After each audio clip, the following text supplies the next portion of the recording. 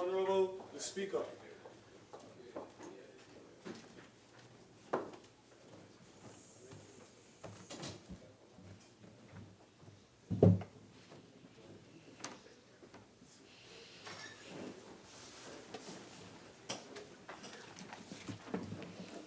Member for Caroni Central.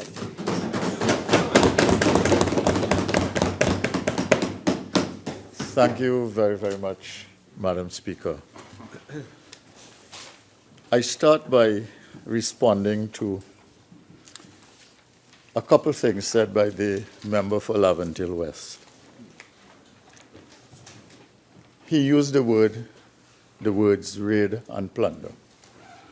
And I wanted to ask him, through you, Madam Speaker, whether that would also apply to the Cabo Star, the Ocean Flower, the over-invoicing by a friend of the Prime Minister from Petronet. You know, he said also that we didn't want, on this side, we didn't want the country to do well. But I want to tell him that we brought in, between 2011 and 2015, $5 billion of investment. I want to let him know that we created 56,000 jobs.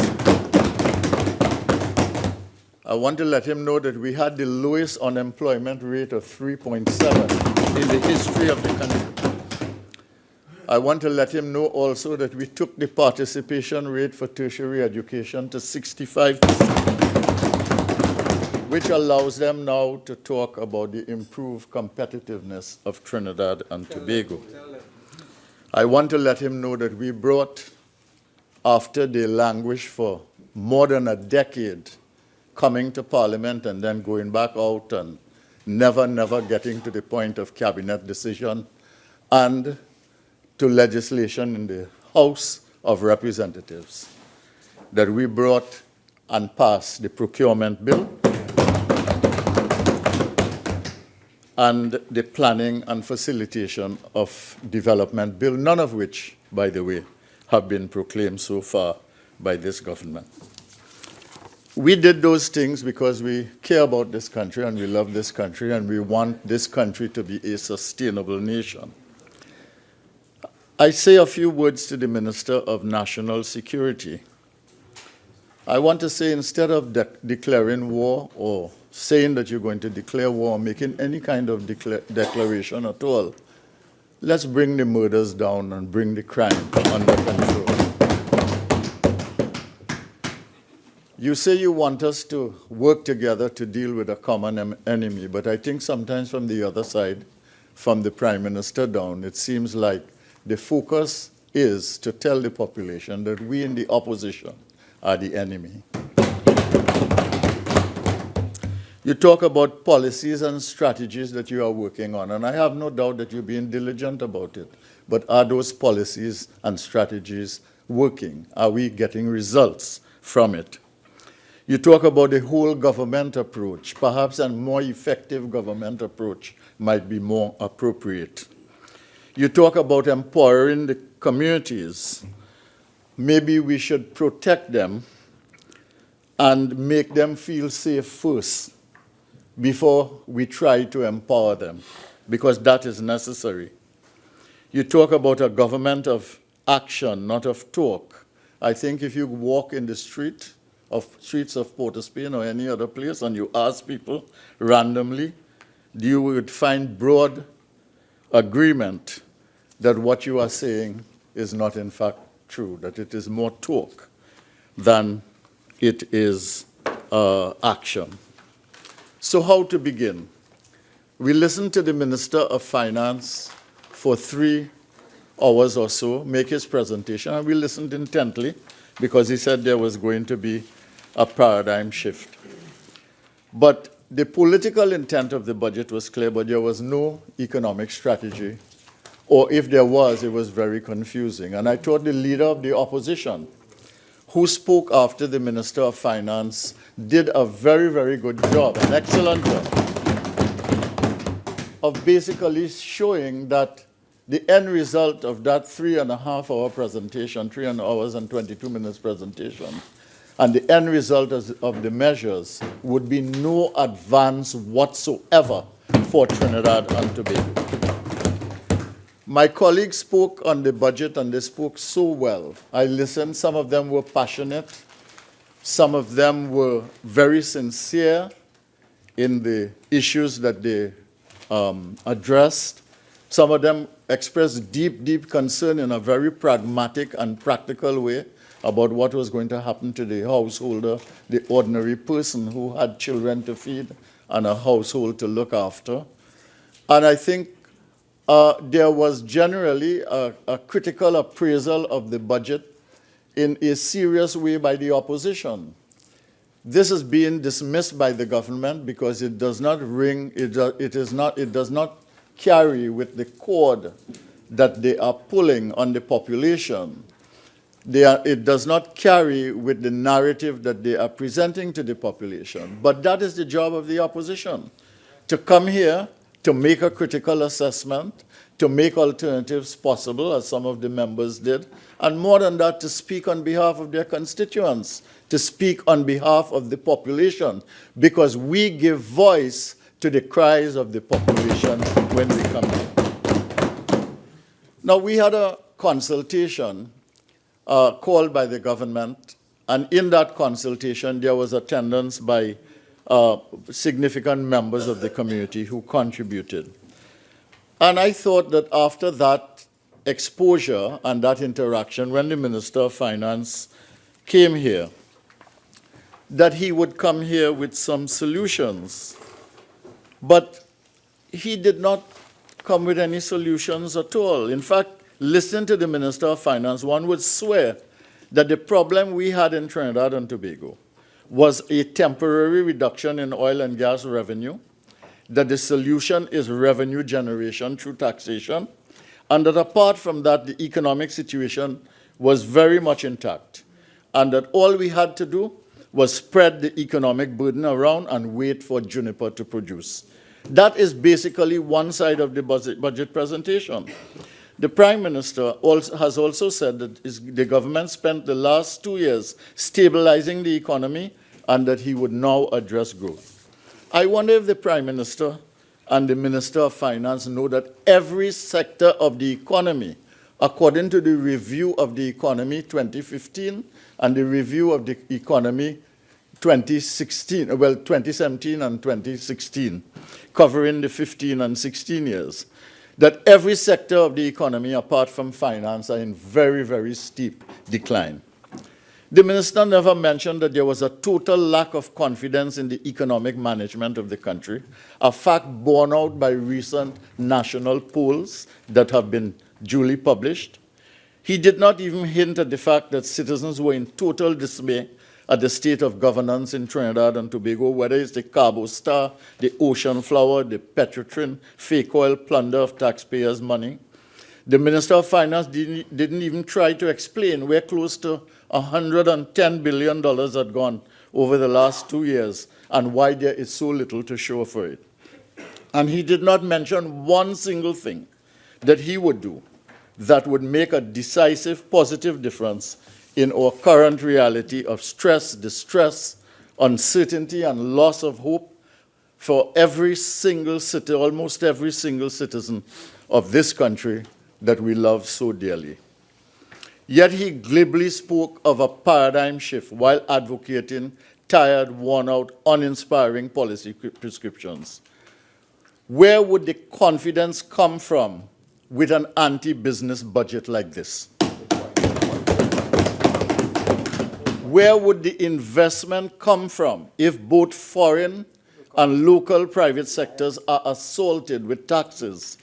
If you kill investment with bad policies and hostile pronouncements, how will the economy grow, Madam Speaker?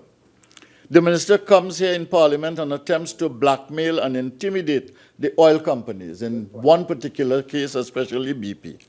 I hope he has read BP's terse, very measured press release issued 2 days after his statement here. He drops a 5% additional tax on business and a 10% additional tax on the banks because he considers them easy targets. And then he goes to the business community and tells them that business is the problem in the country. And they could take that if they so desire. The member for the Port of Spain North St. Anne's West is in full support of the Minister of Finance's posture. In the language of a gangster of 1960s vintage. Just change that withdraw. Language.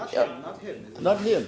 In the language of a gangster of 1960s vintage, he says, he don't afraid nobody. And with disrespect for the process of negotiation, he screams, no corporation will hold a gun to the head of... What is that? 48.6. Yes. This is in terms of the language. No, wait. This is imputing improper motives that you're talking about, okay? And you corrected it by saying the language, or likened to the language of. Yeah, and ma'am, he did say that. I have a quote, no corporation will hold a gun to the head of this government. He issues a public warning to the managing director of Republic Bank. Yes. He declares war on former Minister Mariano Brown. Yes. He threatens the member for Orapooch East and former Energy Minister, Mr. Kevin Ramnarine. He pours scorn on the fact that the Samoa Businessmen Association invited Kevin and myself and some other people to speak to them. This is after this minister went, that's to say the minister for Port of Spain North St. Anne's West, went to Japan and cussed out Mitsubishi upside down. Ridiculous. Okay. Member, I will ask you to withdraw that word. I know you can say it in another way. Well, he went to Japan and was unkind to the members of the Mitsubishi Group who are major investors here. Now, I want to ask the question of the general population, Madam Speaker, through you. What problem does this government have with business? Why the hostile stance and the threatening language? Does this government feel that they have plenty power and that they can use it to abuse and humiliate at will? Are you seeking to terrorize the population one segment at a time? Yesterday, the minister in the Ministry of National Security told us that people were happy that the government hit everybody, and that gave her a sense of people feeling that the measures in the budget were equitable. If the economy does not grow, Madam Speaker, how will we create jobs? Or is government's time to be spent trying to prevent job losses? And will this not cause the economy to contract further? Will this not deepen the recession and intensify the decline in the economic growth, which, based on the review of the economy, is now -6% in 2016 and optimistically projected at 2.3% in 2017? Will this not demoralize further an already brutalized population that are now giving up hope? And won't this create the conditions to stimulate more crime and violence, taking Trinidad and Tobago into an unmanageable, uninhabitable direction? When the dust settles, Madam Speaker, the end result of this budget will be an increase in the cost of living, none shall escape. There will be an increased cost of doing business, which will further undermine competitiveness. The ripple effect of these two measures, these two results, will trigger a loss of jobs. That is inevitable. There will probably be an increase in crime. And I say this because the UNDOC report, the UN department that deals with drugs and crime, wrote a report recently on crime and failing economies. The authors are Stephen Mulvey and Philip Davis. And that report talks about what happens to crime in declining economies. Also, this will cause the national economy to contract further, and we are already in contraction. There will be even greater damage to an already low confidence level. This is very, very bad for the country, and I'm sorry to say that after 760 days, this is where the Minister of Finance has taken us. The government identifies housing as a priority for action. Let us remind you, though, Madam Speaker, honorable citizens, that the government has not built houses for anybody in the last 2 years, although they have provided some houses for people. And from our point of view, it would be a good thing for the private sector to build homes. We have no problem with that, because there is an opportunity for the private sector and an opportunity for the government, because they do not have the funding. Now, the idea is to deal with the gap in housing for about 150,000 people. And what the incentive is that they would get either $100,000, the developers, or a piece of state land. Now, what is the catch? For a developer to be successful, he has to be approved by a ministerial oversight committee chaired by the Prime Minister, no less. What an astounding precedent to establish in any country, in Trinidad and Tobago. That the Minister of Finance did not say that? No, he said the approvals. Is this, yeah. Is this really necessary? Under my tenure as Minister of Planning and Sustainable Development, we had all the regulatory agencies meet in committee to address development projects. And this was called a Complex Developments Committee. The new minister would have met it there when she went in. Private sector housing projects were approved in the West. They were approved for developments in the South. The C3 Mall was approved by that committee. The Courts Freeport complex was approved by that committee. There was no minister involved, only public service and state-employed technical professionals. This one is chaired by the Prime Minister with other ministers as well as technocrats present. Why? I heard the Prime Minister say it had to do with bottlenecks. Now, there are incentives in this for everybody, and I want to acknowledge that.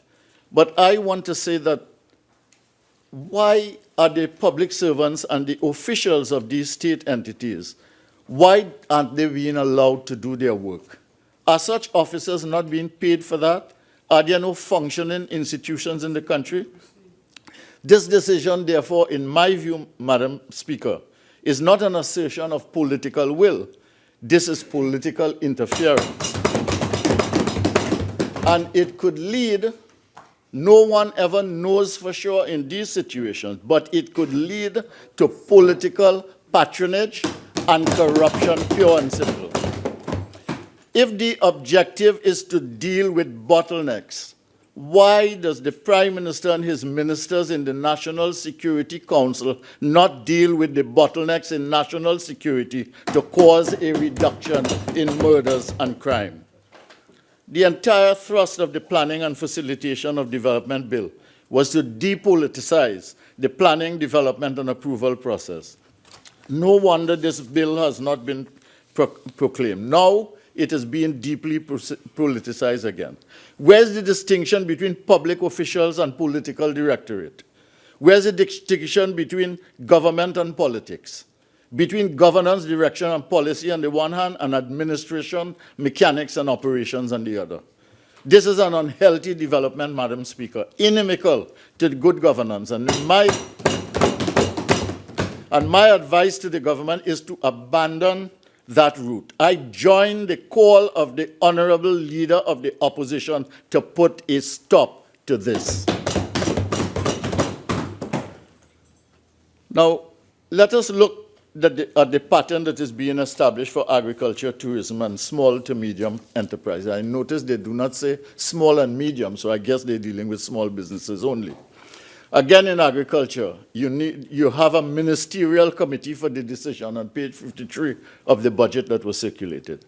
What happened to the expertise in the Agricultural Development Bank? In the case of small businesses, an average of $500,000 per person based on the numbers mentioned in the budget. And here too, to distribute this $500,000, a ministerial committee will decide. In the case of tourism, I suppose Sandals will decide. And the case of the concessions for Sandals, it doesn't say so in the budget, but I suppose a ministerial committee will also decide too. This is madness, Madam Speaker. This government is going loco. When you add the Seabridge fiasco, the Petrotrin scandal identifying the internal audit report of the commission by Petrotrin, one begins to see that the tentacles of the government are in everything and in a very negative way. What are the criteria for these so-called incentives? Where's the transparency? Where's the framework? Where are the standards? Where's the competition? Where's the meritocracy? Where's the innovation? Why does the government have to put its heavy hand in everything? Why this prime ministerial patronage? Why this ministerial sponsorship? Adam Smith, in the 19th century, wrote about the invisible hand in his seminal work, The Wealth of Nations, talking about the invisible hand that works in efficient economies. Why this heavy hand of government interference in the Trinidad and Tobago economy, which so requires creativity, entrepreneurship, and innovation, and not political patronage at all? An economy in which the state is overextended in economic involvement and where the state is inefficient almost everywhere. If the government insists on pursuing this path, we can expect very little in the realm of business creation, new business creation, and diversification. What the government is doing is hostile to entrepreneurship, Madam Speaker. It is inimical to innovation and is a direct assault on meritorious business development and growth, and will undermine the diversification process by pure politicization. Indeed, this entire budget is hostile to development. It is against people development. It is against new business creation. It is contemptuous of the local private sector, and it is antagonistic to foreign investment.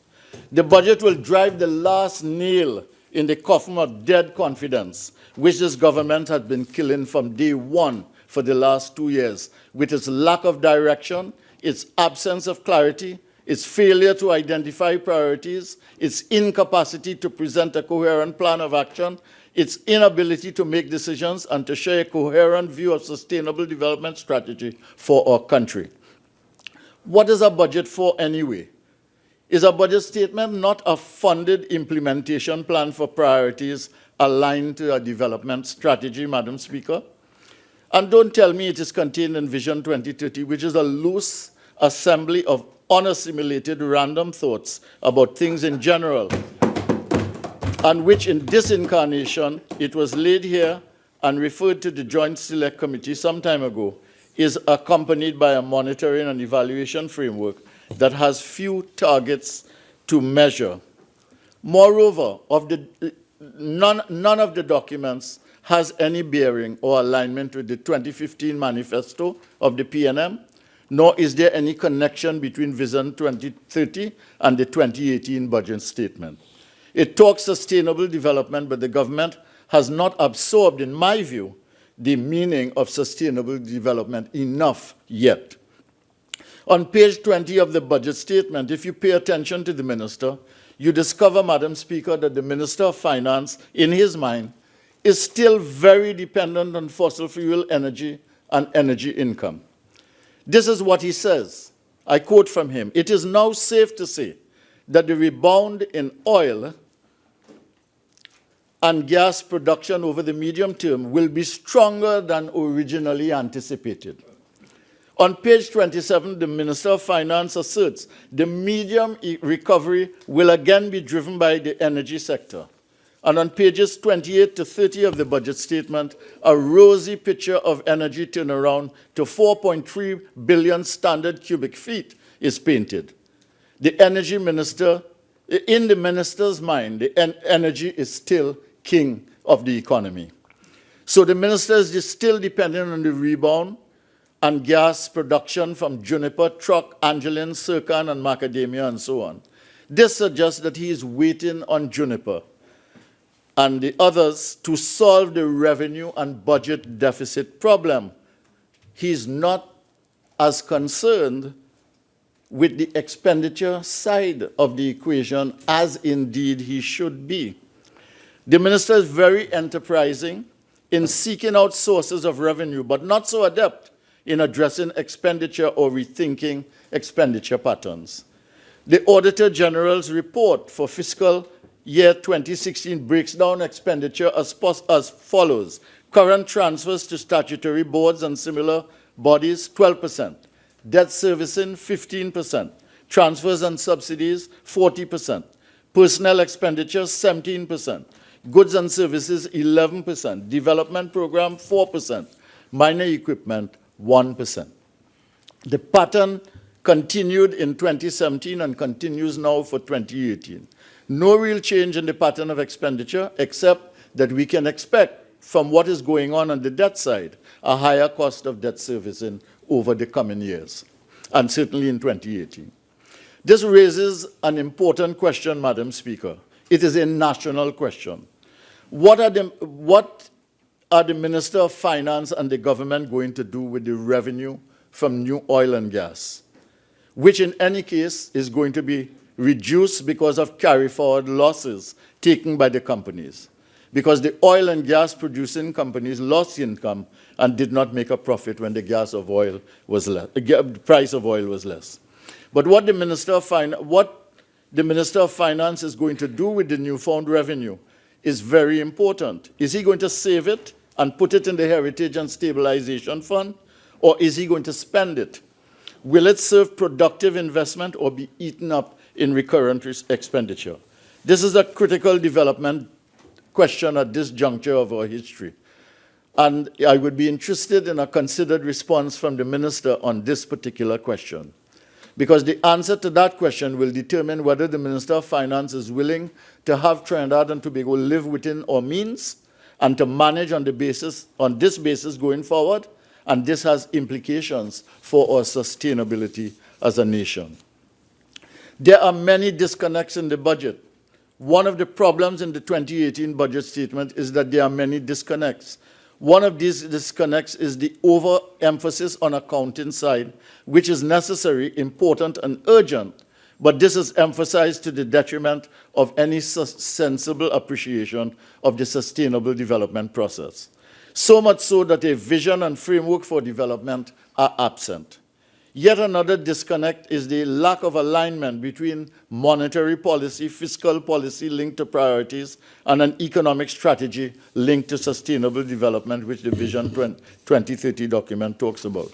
The Minister of Finance talks about medium fiscal framework, but the alignment of this to development agenda is not discernible at all. A major disconnect consists of the ideological and philosophical contradictions evident in the budget. Another is the glaring gap between talk and promises on the one hand and action and implementation on the other. If the minister was not so obsessed with the accounting aspect of the budget, he might have considered the fact that unmanageable crime and the escalating murder rate is not just crime or safety and security issue, but a psychological issue for the citizenry. My colleague from Naparima mentioned that this morning. But he would have also considered that is a cost for business issue. It is an investment issue for the entrepreneur or businessman. It is an economic issue for the country, a confidence issue for the entire nation, and ultimately a development issue for Trinidad and Tobago. He may then have been prompted to ask the question, how many developing countries have been able to come back from the abyss of intensely escalating crime, especially since we have now surpassed Jamaica as the most dangerous country in the region, and are approaching this year 400 murders now, and it is possible, and I hope this does not happen, that we could get beyond the 400. As a Minister of Finance, he may have considered, if he thought about national security and the murder issue in this way, He may have considered not only the fact that capital for investment goes where returns on investment are most lucrative, but also the corresponding fact that capital is a coward and therefore does not journey to where it feels itself constantly under threat. Capital is smart, but it is also a coward. And I want the Prime Minister to take that into account when he's talking about the issue of foreign exchange hoarding and what are the implications for it. It is a psychological issue. Tons of literature has been written about this. With such reflections, the Minister might have appreciated how big an economic development issue crime is and what a trigger unmanaged crime is to underdevelopment. With the crime situation hanging like a cloud over the country, Madam Speaker, it will be difficult to get confidence up, investment going, and entrepreneurship energized. These are necessary for growth, job creation, commercial activity, economic buoyancy, and sustainability. The effective containment of crime, I want to emphasize, Madam Speaker, and the restoration of confidence in the general state of governance and the economy of Trinidad and Tobago are key prerequisites for getting out of the recession and beginning the process of growth. A word on the crime situation. Intelligence and the application of intelligence requires a concentrated effort. The best use of intelligence is to prevent crime from happening. When a crime is already committed, the best that you can do is to hope to solve it. Surgical precision is required for the application of intelligence in addition to concentrated effort. If you lock down hotspot communities, as the Minister of National Security has done, and I know he has done that with some effect, you have to follow up on the consequence stream flow to other communities. This is not being done now, Madam Speaker, which is why crime is spreading everywhere. The Junior Minister for National Security says that there are less gang-related murders now. How does she know if you cannot detect the crime? Or is it that crime against the ordinary person is increasing in proportion? How to get a concentrated effort and precision from the police? Well, the first thing is to motivate them beyond the shift. There's a psychology at work here. If policing is a job where you look forward to time off beyond the shift more than the concentrated effort and precision that is required during the shift, then we have a big problem. This is a situation that has to be tackled across the police system in every station. The Prime Minister said he called the 9 division heads in the country and told them to take charge and that they are now getting results. He said some of them. Well, please share the results with us, because an anxious population is very wary that nothing is happening and nothing is being done. Most of the crime, Minister, through you, Madam Speaker, is on land. So let's ask the question, which is the better system of management? Visually stimulating police and military presence everywhere, or roadblocks out at peak hour traffic with pile-up and confusion as a result? Police presence, rapid mobility at a moment's notice, communication interconnectivity, geographical control of the routes. This is what is needed, Madam Speaker. A lot of things also happen at sea. We have 12 boats now, thanks to the People's Partnership. Are they being effectively deployed with targeted objectives? How can you have Coast Guard, Immigration, and Customs each doing their own thing? I heard him talk about strategic plans for each one of these this morning, but are they connected? Is there not a need for a maritime interagency task force? Is there not a need for the Coast Guard, Immigration, Customs, Police to cover everything? Containers, immigration, drugs, human trafficking, other crimes, so that they talk to each other, connect with each other, and work with each other? Have we charged anyone for the smuggled US currency in the container of plywood yet? What has happened to follow up for the hand grenade that was dropped in Cali Bay as the carrier of the hand grenade escaped into the swamp with a bag in his shoulders? We don't know what was in the bag up to now. Where is that escapee now? What is he up to? Are the leaders of police and military and division leaders within police and military accountable for results? Do they have objectives and targets? Who do they account to? Are they effective? Why are the results so poor? The national security budget over the last 2 years, I'm using rough numbers now, so don't jump on me, please. The national security budget over the last 2 years has been 17 billion. 1,000 persons have been murdered in the period. I'm using rough numbers, as I said. Does the citizen realize that a rough calculation is that it costs $17 million per murder in this country? You think, Madam Speaker, that this can be explained to a rational mind or bewildered citizen? With a detection rate that is worse than that in terms of proportion? I don't want to sensationalize, but that would make the cost of detection extremely high. So I don't want to even use the numbers because I'm not trying to be sensational. But I want something done. You think you can explain that we are spending all of these money and not doing the detection to a victim's wife or husband or mother or father? I am not going to be unfair and say that the problem started with this particular Rowley regime. It has been going on for some time, but I will say that you are not doing a good job about it. And we are not getting the results, and people are getting no comfort whatsoever. In fact, they are very jittery. The entire society now is living in fear. Every citizen has to manage fear every day as part of their organization of their life. And what about the air, Madam Speaker? We grounded 4 helicopters recently. The maintenance cost is too high, they said. But we saw the value of helicopters in Dominica and elsewhere during the hurricane devastation in these countries. Don't we need air, land, sea capability for an interconnected capability of mutual reinforcement to deal with crime in the situation that we are in today? The minister talked here this morning about drones. Well, let me say that drones will only make sense in terms of effectiveness if you have land, sea, and air properly covered. Don't go and waste money if you can't get the basics right. If you can't get that interconnectivity right, don't give people toys to play with all over the place. National security, crime containment, the reduction of murders, the monitoring of gangs, the pursuit of white-collar criminals, the management of potential terrorists and terrorist threat, and the effective management of Trinidad and Tobago's reputation as a tourist destination and as an investment opportunity.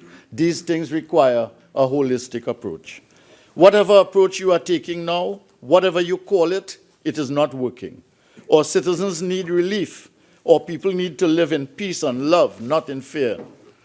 Not many people will know that there are TT nationals in prisons in other countries, some of them caught on their way to Syria. We know of the incident in Turkey, which became a public international matter. But there are others. When people like that, who are imprisoned in other countries, sometimes mobilizing the prisoners in those countries, when they come back to Trinidad and Tobago, what system do we have for monitoring them? How are we monitoring all the others who have come before? If they are good citizens, when they come back here and they settle down and they don't have a problem and so on, there is no problem. But if we are, in the process of all of these things happening, harboring terrorist cells that nurture terrorists here, how does the Minister of National Security know about it? How does he contain it and manage it? And how does he deal with it as a preventative measure? How are we managing a situation which may amount to nothing to worry about, maybe, and I hope, but which can also, without warning, bubble up and explode one day? I've raised this matter because the budget says little about national security. Vision 2020 does not mention safety and security of citizens with any prominence. Not that it ignores it, but it is not as prominent as the 5 themes and the other things that it mentioned. It doesn't seem to be on government's public agenda. They want to kind of sort of keep it out of the radar, so to speak. The minister spoke about national security for an hour, but not about results. Now, more than ever, concentrated effort in intelligence, visibility and presence, interagency coordination and collaboration, and air, land, and sea capability of mutual reinforcement and precision application of intelligence are necessary. The community collaboration now being proposed by the government, as revealed in the newspapers and elaborated here today by the minister, may be desirable, but only together with the other issues. If we get some results on these, citizens will become happier. And we could also work inter-country and inter-agency internationally to deal with the issues like advisories more effectively, which are sent out from time to time. So collaboration is necessary at home in a very, very smart and constructive way. But it's also necessary internationally so that on the basis of progress made at home, we could support a stronger tourism and investment trust abroad by what other people in other agencies in the world say about us. Yes, crime is a human issue. Yes, it is a security issue, but it is a very big economic issue. I want to stress that. Now, I want to deal a little bit with the diversification issues.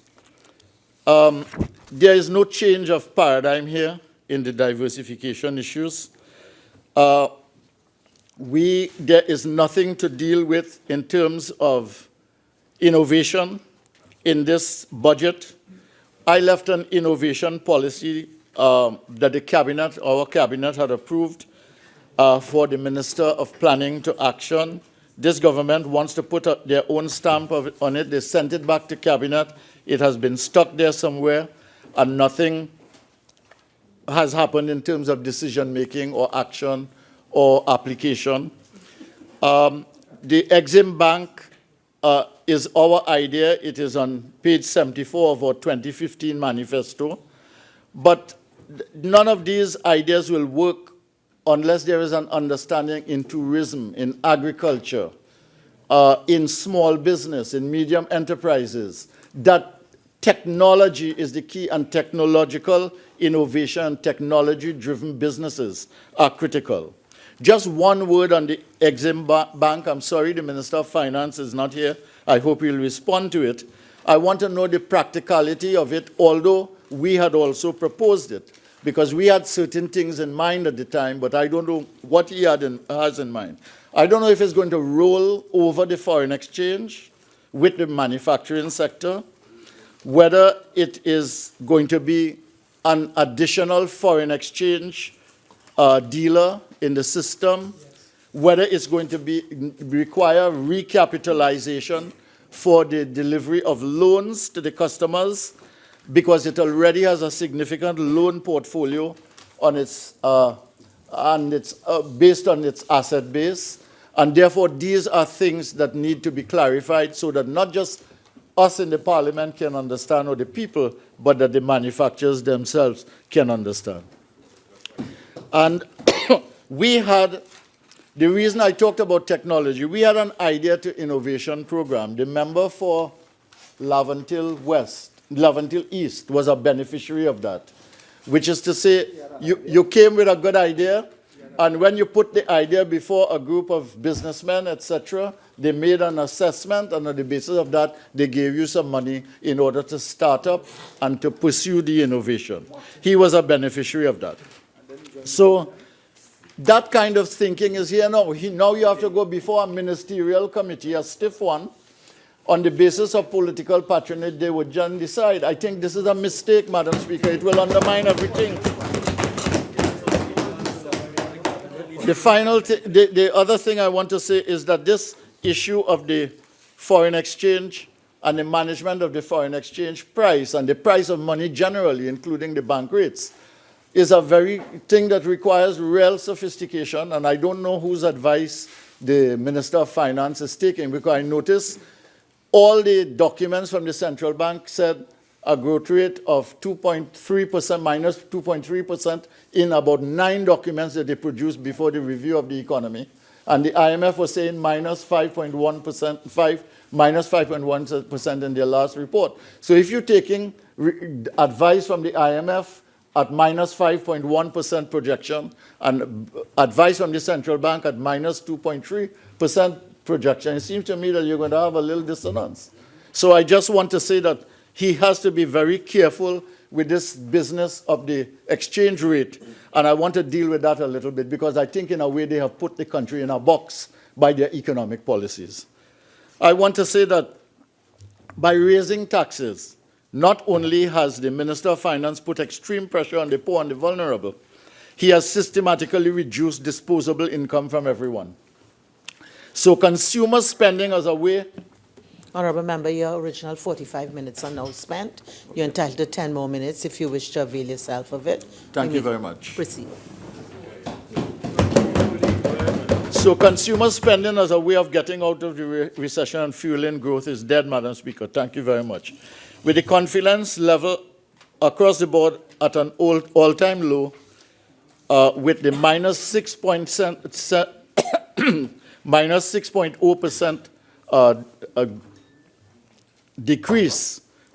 decline, we have a real problem in the country. With the situation going now where we are not able to dampen imports except by moral suasion, and we have no real strategies to deal with export, we have a situation really where, and you have, so you have no action on consumer confidence, you have no stimulus of investment, little reduction of imports, no big gains in exports, no steps forward out of the recession, no improvement in ease of doing business, no prospects for growth.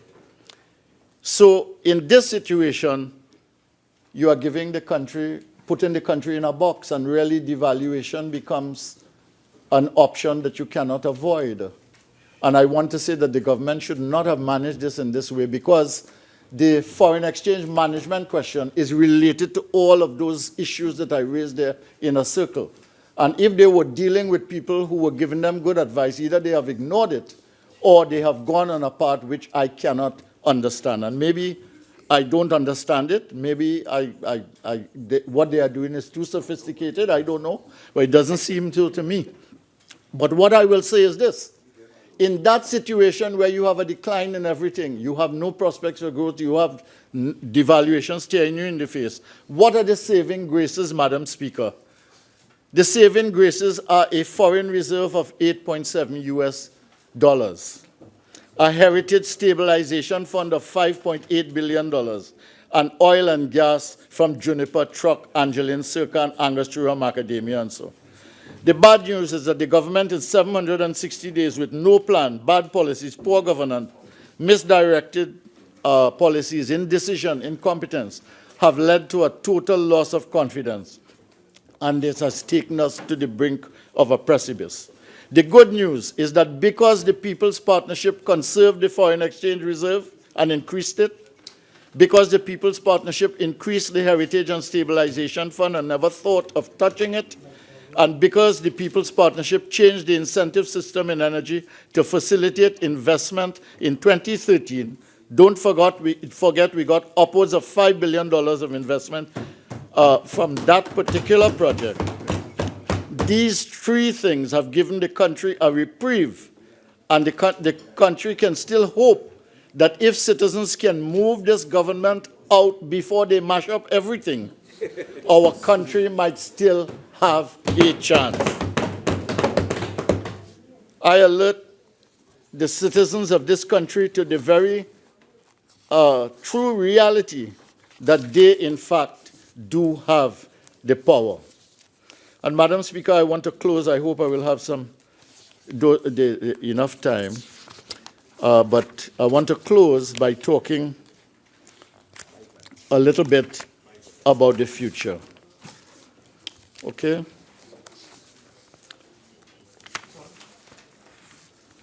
I want to share with you, Madam Speaker, a vision for the country and its possibilities.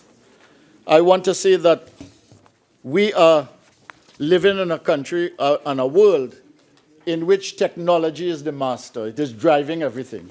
And knowledge is the absolute critical variable in all of this. So technology and knowledge. You are dealing with a scientific revolution in which there is a genetics revolution, there's a quantum physics revolution, which is changing the experience of reality. There's a nanotechnology revolution in which you are packing more power in a single point of reference than anything else in the world. You have an information revolution, including disinformation, that is taking place now. And in that kind of world, Madam Speaker, the necessity is for a different approach to business, a different approach to innovation, a different approach to sustainable development. And sustainable development demands that perpetual innovation is a factor in any country's development, and that means transformation of the entire education system. So I want to say that we must move in that direction, and that what is proposed here in this budget is very, very backward compared to where we need to be and where we need to go. I do want to close in saying that I see $5 million allocated for the Presal Government School. I hope this time they will not take it out of the budget as they do last time, and that they will build a school for the people of Presal. They need it badly, and I hope that it will be done. I want to say to the Minister of Education, through you, Madam Speaker, that Flanagan Town RC and Londonville Presbyterian, they also need a school. The Presbyterian school is now housed in a community center, and Flanagan is housed in a church. These children are desperate. They are small schools, but they need to be attended to. In my constituency, the roads and drains are getting to be very horrible, as they are all over the country now. And we really do need help and work in this part of the country.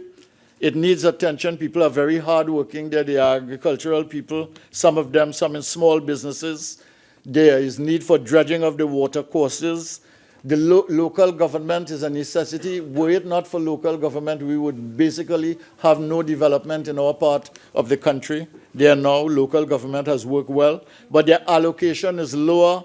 They are under severe stress. And if local government reform is to come here as the government promised, they should bring it together with the House of this Assembly reform that they are bringing to the Parliament of this country, so that we could debate both. I just want to close and say, Madam Speaker, I don't know if I have a minute. 3 minutes? Okay. What I'd like to close on this note. Trinidad and Tobago is not a basket case country. All right? We have problems, yes, but we've been here before and we've solved the problems. And this country really needs leadership by example in the highest places. We cannot have this quarrelsome government that we have here and you expect people to cooperate. It will not happen. All right? People will not cooperate with a quarrelsome, dismissive, arrogant government. They will not do it. And I want to say that we want to go into the future. We want to move into the future that is coming to us at the speed of light, with all that scientific revolution that I was talking about having in so many areas. In genetics research today, Madam Speaker, they can create an egg.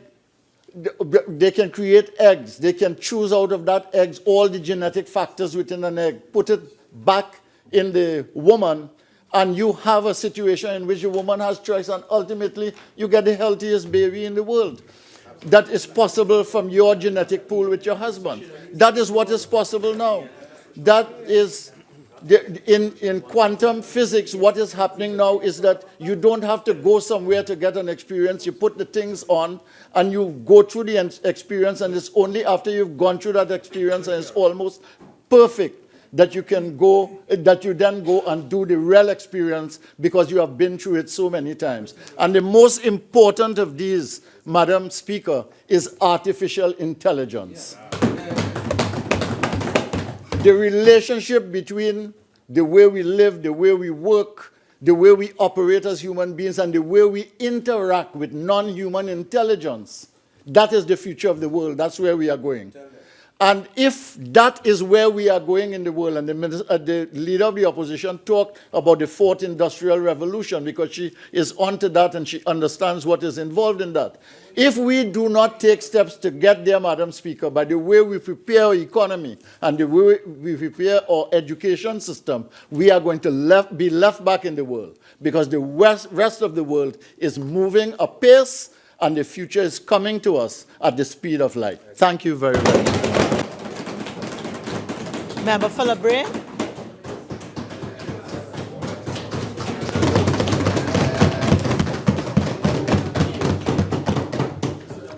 Thank you, Madam Speaker, for giving me an opportunity to contribute to this bill entitled An Act to Provide for the Service of Trinidad and Tobago for the financial year ending on the 30th day of September 2018.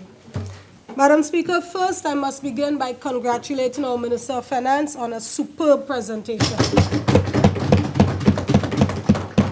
And to those congratulations, I have to join the Minister of Planning and Development, for it was only with their foresight and ensuring that our Vision 2030 was incorporated into this budget. Madam Speaker, transformation does not happen overnight, and with this budget, we begin the process of transforming Trinidad and Tobago from the waste management and corruption of the previous UNC government. Yes. Madam Speaker, from taking office in September 2015, this PNM administration has been faced with several crises in the energy sector. We had a continued shortfall in natural gas production, down from 4.1 BCF per day in 2012 to currently 3.3 BCF per day in 2016. We were faced with several plant closures in the Point Lisas estate with significant job losses. There was a continued fall in oil production, down from a high of 83,000 barrels per day in 2012 to 72,000 barrels per day at the end of 2016. We have experienced a fall in global oil prices from a high of $93 per barrel in 2014 to what we are presently at about $49 per barrel today. And Petrotrin. Various issues with production and the debt burden. So dealing with these issues at the Ministry of Energy and Energy Industries, the Ministry of Energy and Energy Industries has been preoccupied with dealing with these major issues in the energy sector. And they had not given adequate attention to two areas of the ministry on which I will choose to focus my presentation today. One of those areas is renewable energy and energy efficiency. Now, in our Vision 2030, one of the themes deals with placing the environment at the center of social and economic development. And it's under this theme we will find our goals, our national goals for renewable energy and energy efficiency. One of the national outcomes under our Vision 2030 theme is to reduce the use of fossil fuels. And we have two clear, measurable indicators along that theme. So whereas the previous government would have just given some glib ideas and their intentions, we have clear, measurable outcomes that we are working towards. So in our effort to reduce fossil fuels, our policy is 10% power generation by renewable energy sources by the year 2021. In his very first budget presentation as the Minister of Finance under this administration, the member for Degomartin Northeast specified that policy directive, 10% power generation by renewable energy sources. Another one of our outcomes is to reduce greenhouse gas emissions by 15% by 2030. That is our nationally determined contribution as assented to in our signing up to the Paris Accord. On the theme of improving energy efficiency, we'll be looking at the national outcomes and number of energy audits concluded, and we're also looking at improving energy efficiency at the generation end, at our power generation facilities, and in our commercial buildings. These are ambitious targets, we must admit. From 0% power generation today by renewable energy sources to move to 10% by 2021 is an extremely ambitious target. but we are confident that we will get there. What we are talking about is creating 283 megawatts of renewable energy generation. In an effort to chart our course towards achieving this objective, we have set about developing a roadmap. Now, to work on this, we have gotten support from the European Union through their technical assistance facility for the C4All initiative. And I was recently pleased to be present to receive from this technical assistance facility our roadmap, which outlines exactly the steps that we will be taking to achieve our very ambitious target that this government identified in our very first budget. So to attain 283 megawatts of renewable energy generation, we're looking at an optimal mix between photovoltaic, wind energy, and waste energy. So all of you who said that you have heard no plans from this coming from this side of the house so far, I'm giving you some concrete, definitive plans. We have identified an optimal mix of 70% photovoltaic, that would be from solar power, 20% wind power, and 10% waste energy. As I continue, I'll go into details of how we intend to achieve each one of them. So in moving from our current position to that 10% renewable energy generation, some various steps that we have to take along this roadmap. One of them is resource assessment. So that's determining what quantity of resource we have available for waste energy, for solar PV, and for wind generation. Then there are several policy initiatives that we have to implement. For example, rationalization of electricity tariffs, because each of these generation mechanisms would come with a different cost. There are some institutional arrangements that have to be set up. Do we establish an association of renewable energy generation producers or not? There's a great deal of capacity building that needs to be done, because we currently do not have a lot of the technical resources required to take us there. Hence, we needed to get that support from the European Union to come up with this roadmap in the first place.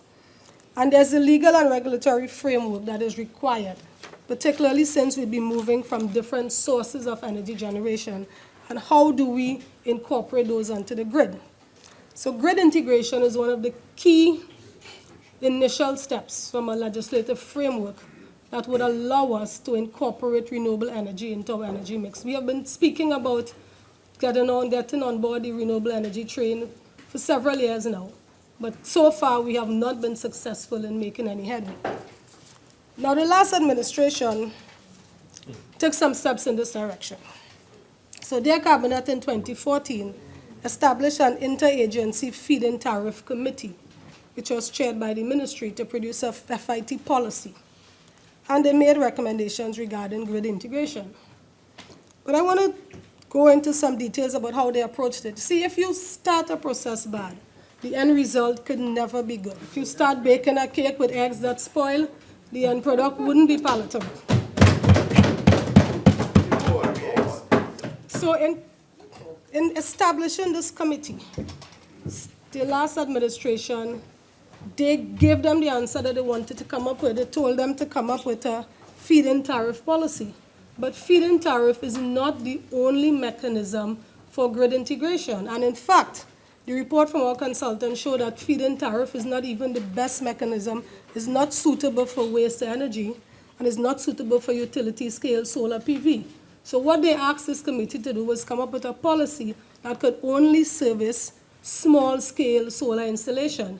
And with that policy in place, we would never make any headway in being able to attain our 10% target. And what is curious to note is that the committee did its work. And then in June 2015, the election around the corner, their cabinet hurriedly went and approved this policy so that they could go on the platform and wave a document and say, this is what we have done. But when we came and we reviewed the policy, and we were trying to draft legislation, but the technocrats had certain concerns, and we called the members of the committee back together and showed it to them. And we were surprised when they revealed to us that the final document that went to cabinet was materially changed from what they had submitted. So this left, yes, it was. Wow.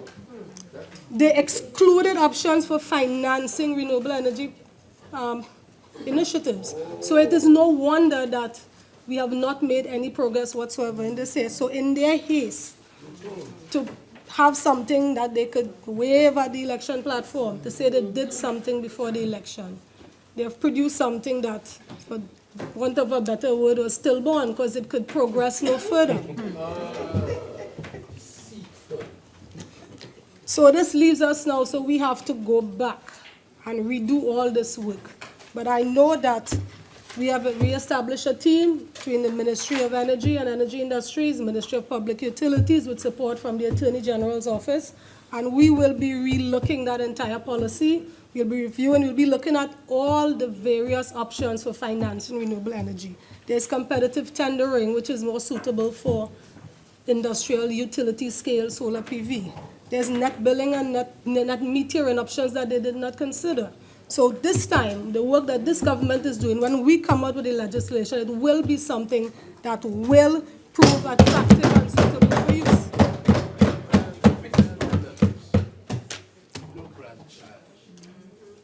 Our other target is 15% greenhouse gas emissions reduction by 2030. And we have identified the transportation sector as the main sector, one of the main sectors for achieving that. Now, in our budget, you notice that Minister of Finance has maintained the incentives for the hybrid vehicles. And we have gone a little bit further. Well, not just the hybrid vehicle, but electric vehicles, and it's gone a little further. And we're trying to encourage persons to import smaller vehicles. Trinidad and Tobago is a very small island. You don't need a large vehicles with that large fuel capacity to go anywhere. So increasing use of smaller vehicles, smaller CNG vehicles, smaller electric vehicles, this is the way towards achieving our greenhouse gas emission target. So this is where we start shifting the paradigm. See, our ultimate aim is to eliminate the use of fossil fuel vehicles altogether. And this is not just something that we dreamed up in Trinidad and Tobago. The world today, globally, we are moving towards zero-emission vehicles. The use of electric cars is growing in countries throughout the world.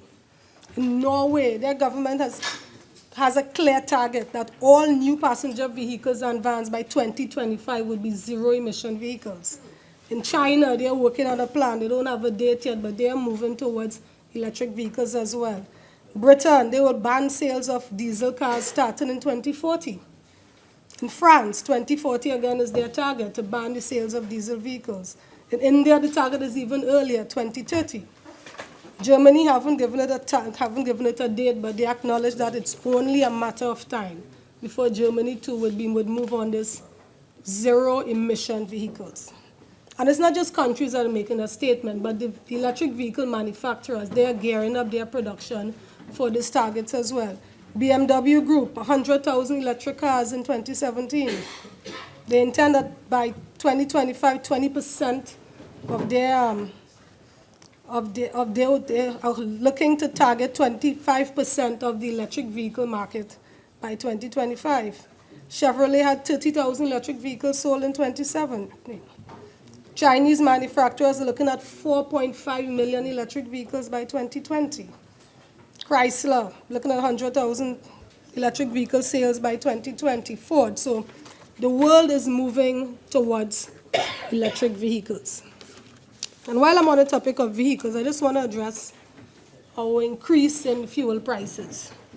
You know, there are still some elements out there on social media who seem to think that our increase in the diesel price was too draconian and too drastic.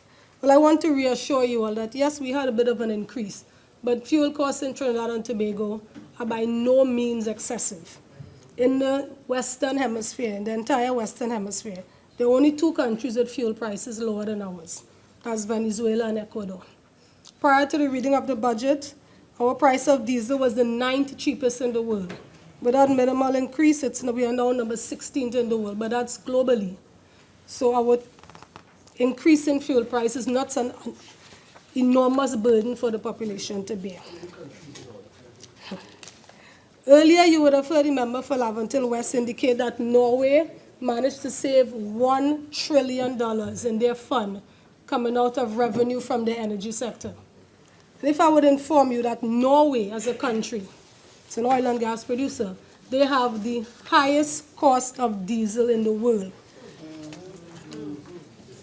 $1.84 per liter. That works out to something like $12.55 per liter compared to our mere $3.41. So you see what a country like Norway has done. Rather than put their valuable reserves, their valuable resources into fuel subsidies, instead they let their citizens bear the full cost of fuel, and they were able to save $1 trillion in a fund for their sustainability. So that is a more responsible position. So, Madam Speaker, do not condemn this government for its action at easing off of the fuel subsidy.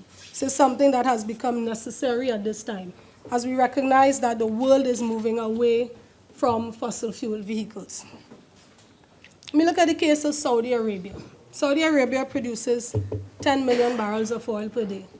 Their reserves are second only to Venezuela. But with the oil price crash of 2015, Saudi Arabia would have suffered a similar fate to Trinidad and Tobago by seeing a significant and precipitous drop in their revenue. But Saudi Arabia has decided that they will no longer allow themselves to be vulnerable to the price of crude oil, because they have recognized that they no longer have the power to control the price of crude oil. And not wanting to be vulnerable to oil price shocks, they have started a new strategy, also recognizing that the future is moving away from fossil fuel vehicles. They have started investing in oil refineries, but they are not stopping their refineries at producing petroleum and vehicular fuels. Their Vision 2030, I'll quote from their Vision 2030 statement, which says, "We are determined to reinforce and diversify the capabilities of our economy, turning our key strengths into enabling tools for a fully diversified future. As such, we will transform Aramco from an oil-producing company into a global industrial conglomerate." So what that means is they're taking their strength, their oil production, but they're not limiting their country's future to the vagaries of spikes in oil prices. And what Saudi Arabia has done is they have started investing in refinery capacity, but they're not stopping at vehicular fuels. They're going into downstream petrochemicals. So the price of oil will fluctuate, but the price of those downstream petrochemicals, they would have a better control over it. So you see, there's a clear signal that the world is moving away from fossil fuels, and it's a clear signal to us in Trinidad and Tobago that we need to start changing our paradigm away from that dependence on oil and gas and moving away from it towards new initiatives and new ways in which we can control our economy. Another area of renewable energy growth that will take place in this, that we are well underway in moving along with in the ministry, is the area of waste to energy. At my last budget presentation last year, I would have indicated that we had sent out a request for an expression of interest for a consultant to help us develop a EOI for a contractor to produce a waste energy facility. I'd like to report that we did indeed complete that process, and now we have even gone further. And we had, a month ago, we issued an EOI for a company to build, own, operate, and transfer, and to give us a proposal for a build, own, operate, transfer waste energy facility at the Beetham landfill. So we have gone one step further from where we were at this point last year. Part of the scope of the study would be part of the scope of the project would be a waste characterization study, the integrated national waste management program, and also proposal for project financing. We believe that this project is feasible because as a nation, we produce about 1.5 kilograms of waste per person per day. That's according to data from SwimCon. So this is more than adequate to support at least a facility that can take about 23,000 tons per month of waste. And I must add that a new tax imposed by the Minister of Finance on imported tires, that $20 cost for tire disposal, this will certainly assist us in being able to adequately ensure that our waste management facilities can be afforded. all these measures are in place to ensure that our citizens start to think more responsibility. See, gone are the days of more responsibly. Gone are the days of wanton consumption and not caring about anything. The wild days of the UNC spend like there's no tomorrow are over. We have to become more responsible citizens. Each person has to start looking at what's happening.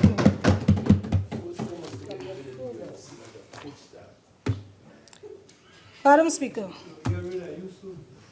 another area in which the Ministry of Energy and Energy Industries is going to be placing greater focus is in the mineral sector.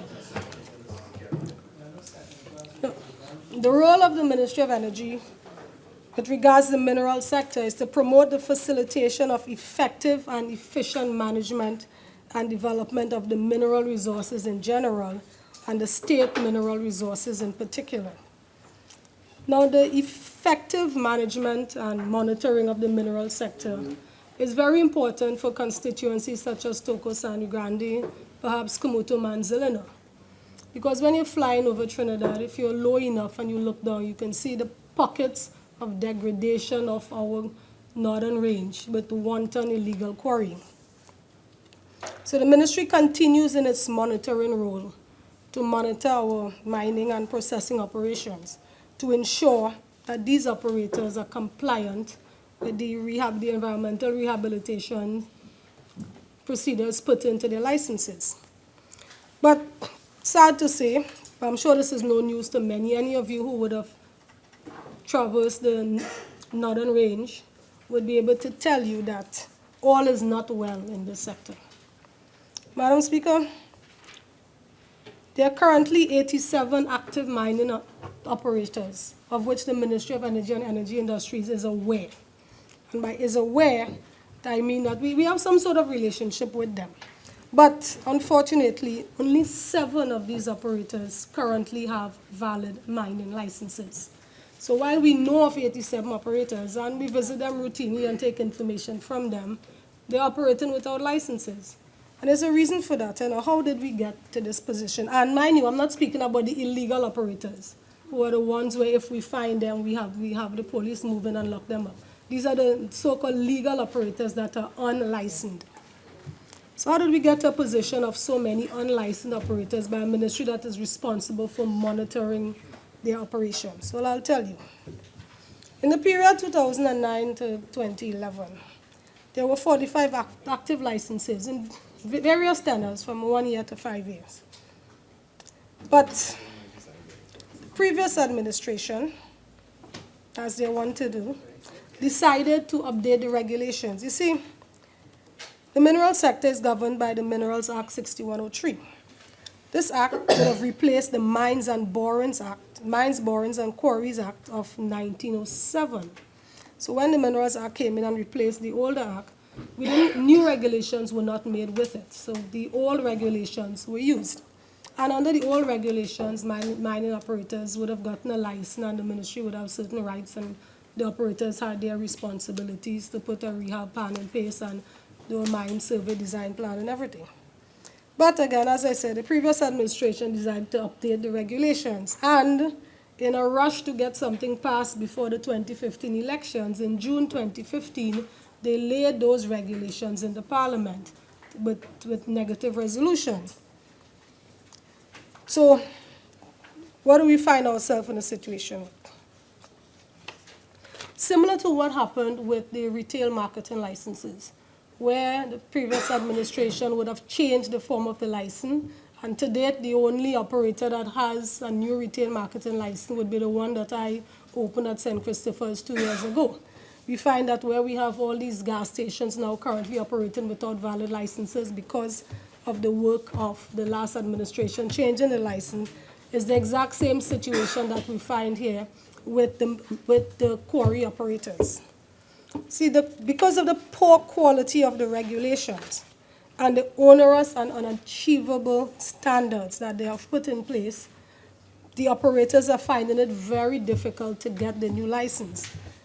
Now, Madam Speaker, I am not a legal person, but I know that when you are introducing new legislation to an industry that has been in existence for decades, you would put in some grandfather clauses so that the parties that fell under the old legislation would find a way to come in line with the new legislation. But the new regulations had no such provisions.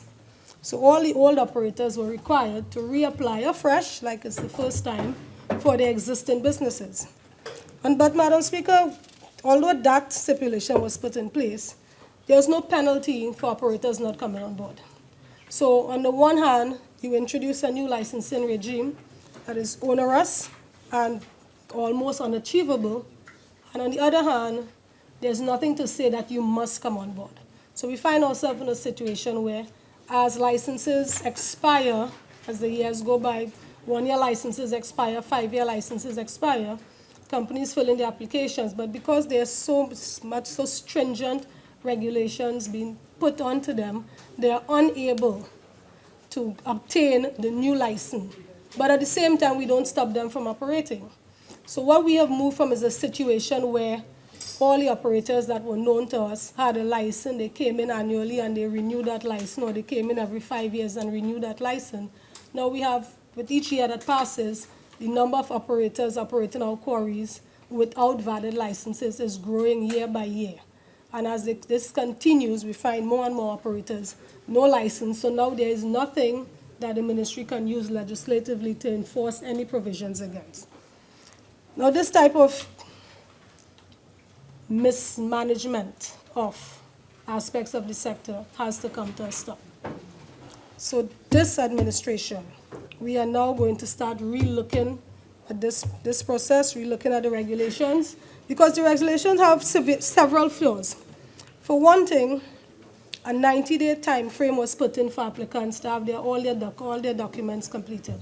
And if the applicants don't put it in within that 90-day period, they have to restart the process all again.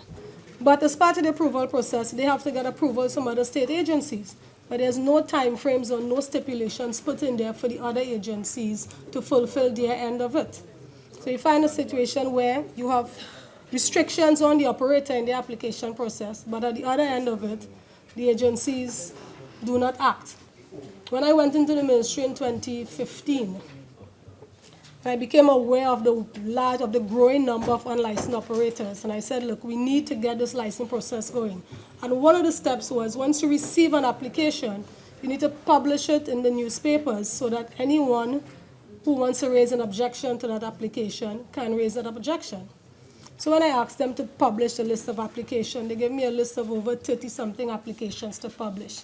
So I asked them just indicate the date that the application were made. And there were applications that were made in 2012, 2013 that had never been published. So in 2015, we finally got the Minerals Committee to publish a list of applications. But sadly, that is as far as they went. Now, another key problem with the regulation, another key area that was omitted, and this was done in their haste to have that regulation passed by the Parliament, is that there was absolutely no enforcement provision to deal with illegal mining. Illegal mining has become a growing problem. And these regulations were laid with absolutely no provisions for enforcement. Now, the committee that did the report for the previous administration, they made some recommendations for setting up of a specialized squad that would look at minerals, that would look at quarry operations. They would have given them powers of arrest. They would have given them the power to search without a warrant.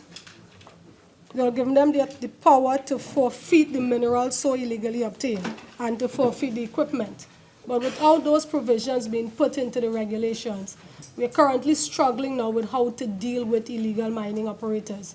And you are well aware of how rampant that problem has become.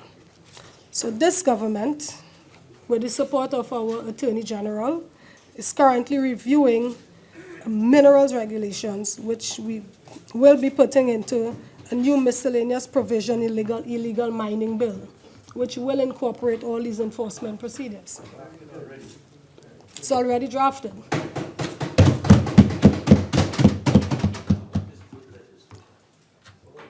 Now, it's, no. Now, yeah, no, the Attorney General is right. It was originally drafted. It was originally drafted in 2014. However, we are reviewing it because what we recognize, yes, we recognize that.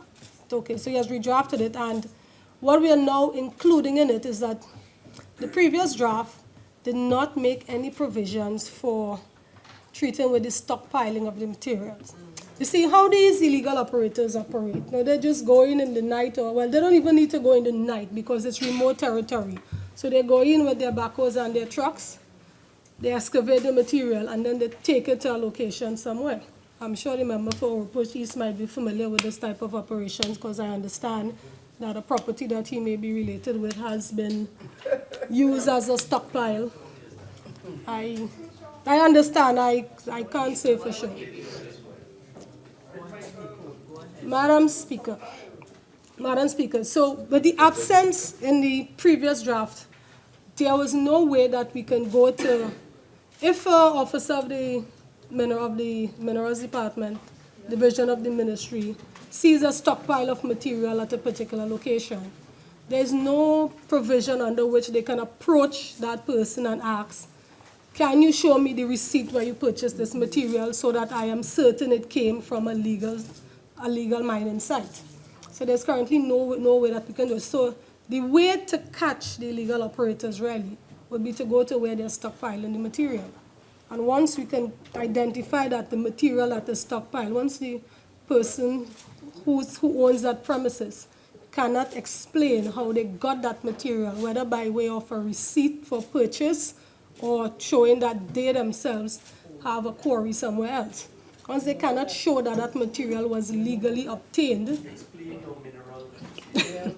yes, once they cannot show that that material was legally obtained, then it implies that it may have been obtained from an illegal source. So in a similar way to that we have the explain your wealth legislation, it's the explain the source of your material wealth.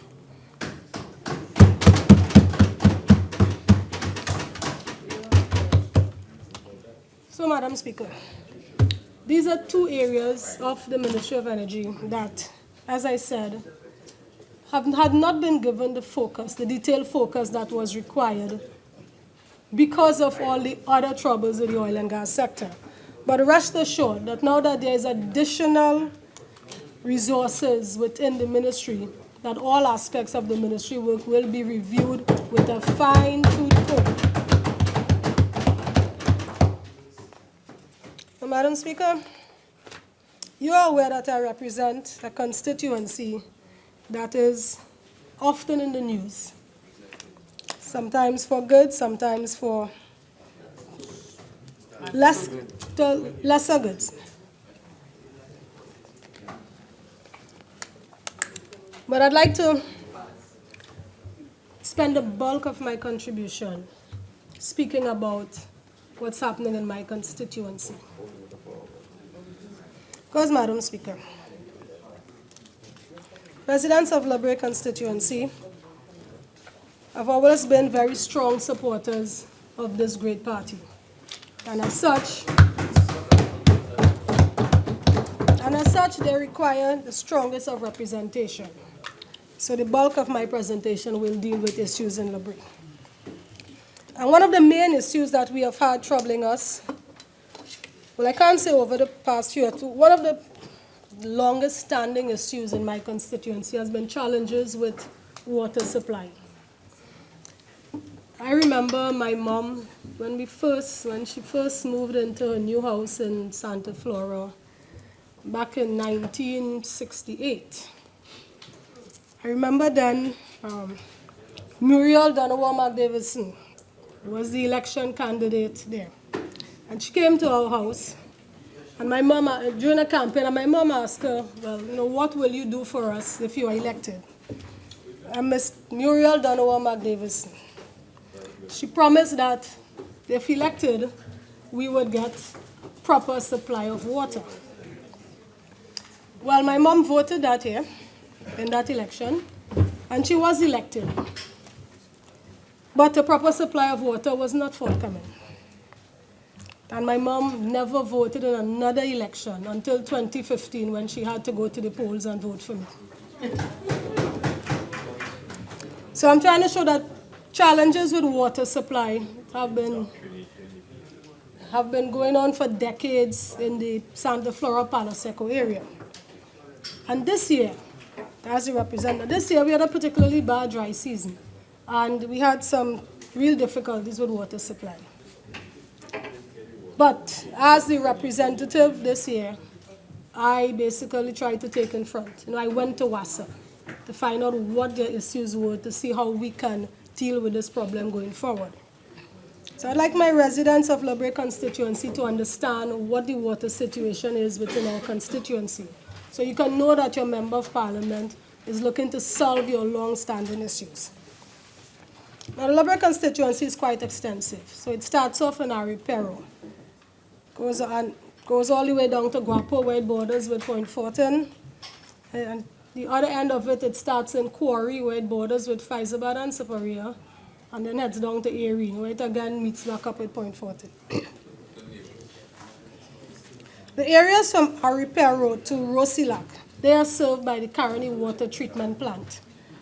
And they also get some supply from the Point Lisa's, well, Caroni Water Treatment Plant and the Point Lisa's desalination plant. That's water coming south from the central area.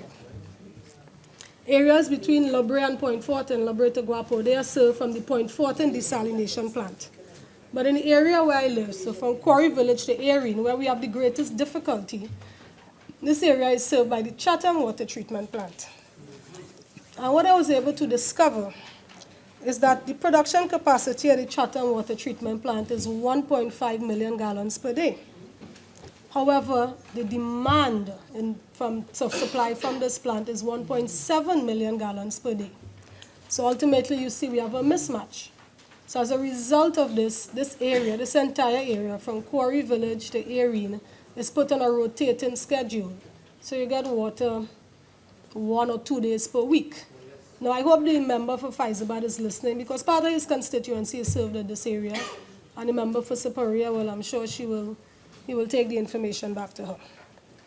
So we have a situation where the demand in an area is less than the capacity.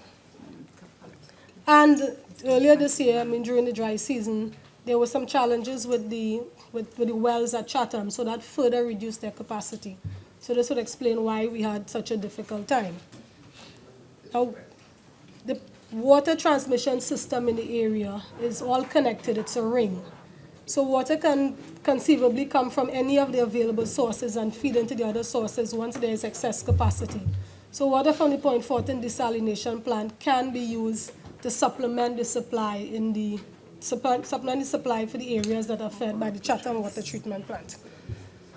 So, but whilst we had some problems with the wells at Chatham, we also had a reduced capacity at the Point Fortin desalination plant. So that's why we had that issue. But through my discussions with WASA, they were able to indicate to me what we are doing to address these problems. See, WASA is currently doing a supply upgrade. They are currently building a 24-inch diameter pipeline from the South Oropouche Booster to the Union Industrial Estate. This is to bring the additional water that is required for the industrial development in La Brea. So once that is done, that additional water would then displace some of the water that's supplied by the Point Fortin desalination plant. So with that displacement, then water from the Point Fortin desalination plant can then be transferred over to supplement the supply for areas that are supplied with Chatham.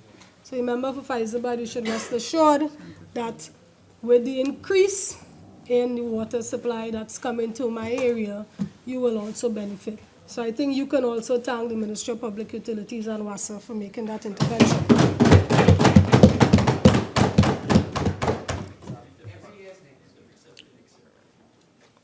Construction on that pipeline has already commenced, and a number of my constituents have gotten jobs on that project.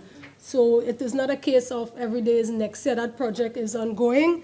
And I believe if you look at the budget, there is some $93 million that's been allocated in the budget for this project. So we can look forward to that completing starting soon. And there should more or less be an end to water troubles in the area after some 50 years. Staying with public utilities, there are a number of isolated areas within my constituency that are without a supply of electricity. They're not very far from a mains, but there's some minimal capital cost that's involved by the residents. So some of these areas are STOL Road, there's Pangola, there's Francis Stray, Santa Flora, Alexander Village, Santa Flora. So TNTEC has been very responsible with us, and with the Utilities Assistance Program under the Ministry of Public Utilities, for which I see there has been a nice allocation of $3.5 million, can rest assured that persons who cannot afford to make the capital contribution to get the electricity supply, that you will be getting support and you will be getting a new supply of electricity. On the issue of street lights, well, it seems as though most of the lights in the country were probably installed around the same time, because throughout Trinidad, we see there are street lights that are blowing, that are becoming non-functional at the same time. But I can say that in the Liberia constituency, TNTEC has been working very fast, and they are, as soon as my office reports any areas where there are a number of street lights that are blown, TNTEC has been very responsive. Very, very responsive. Yes. I don't know if it's luck or maybe it's because I take the time to make representation on behalf of my constituents.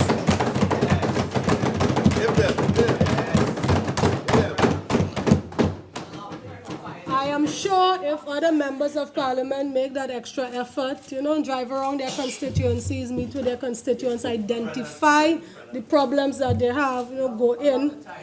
I can tell you another incident. Earlier this year when we had...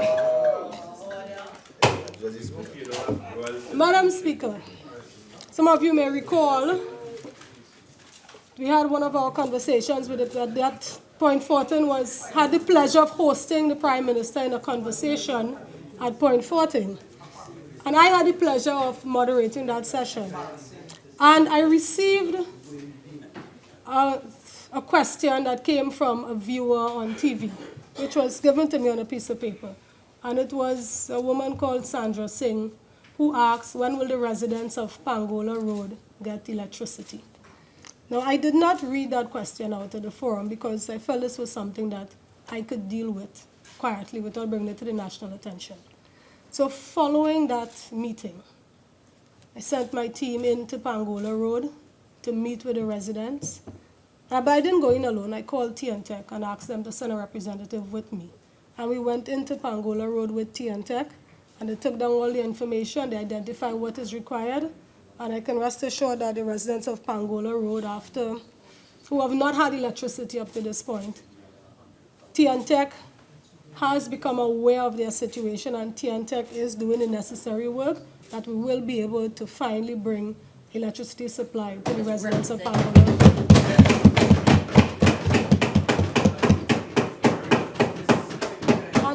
And this is because, this young lady from Pangola Road looked at the conversation. See, she took the opportunity to pay attention to the conversation with the Prime Minister.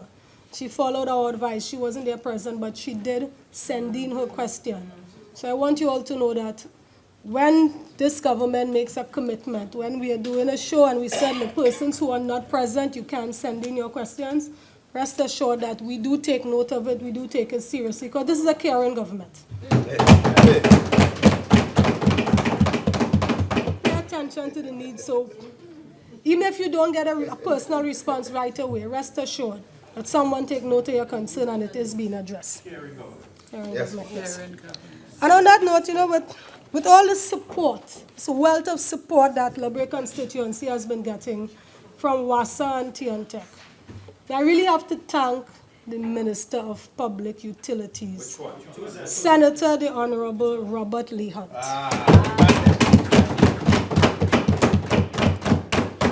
I am sure in time those on the opposite side will get a chance to meet him in this house, because I'm sure one of you will quickly have a question to ask him. Senator Lee Hunt, for his very first public appearance, his very first public event as Minister of Public Utilities, he came to my constituency in Palo Seco to commission the lights on not one but 2 recreation grounds. And for those of you who are concerned about his heritage, let me tell you something. The people of Palo Seco welcome him with open arms. You know why? Because he was returning home to his birthplace. For those of you who are not aware, Senator Lee Hunt was born in my constituency in Darlysville in Santa Flora. Shortly thereafter, he moved to Crescam, Faizabad. So the member for Faizabad should be careful, because who knows if he may wish to come into this house in the next term. So take note. He moved to Faizabad, huh? Take note.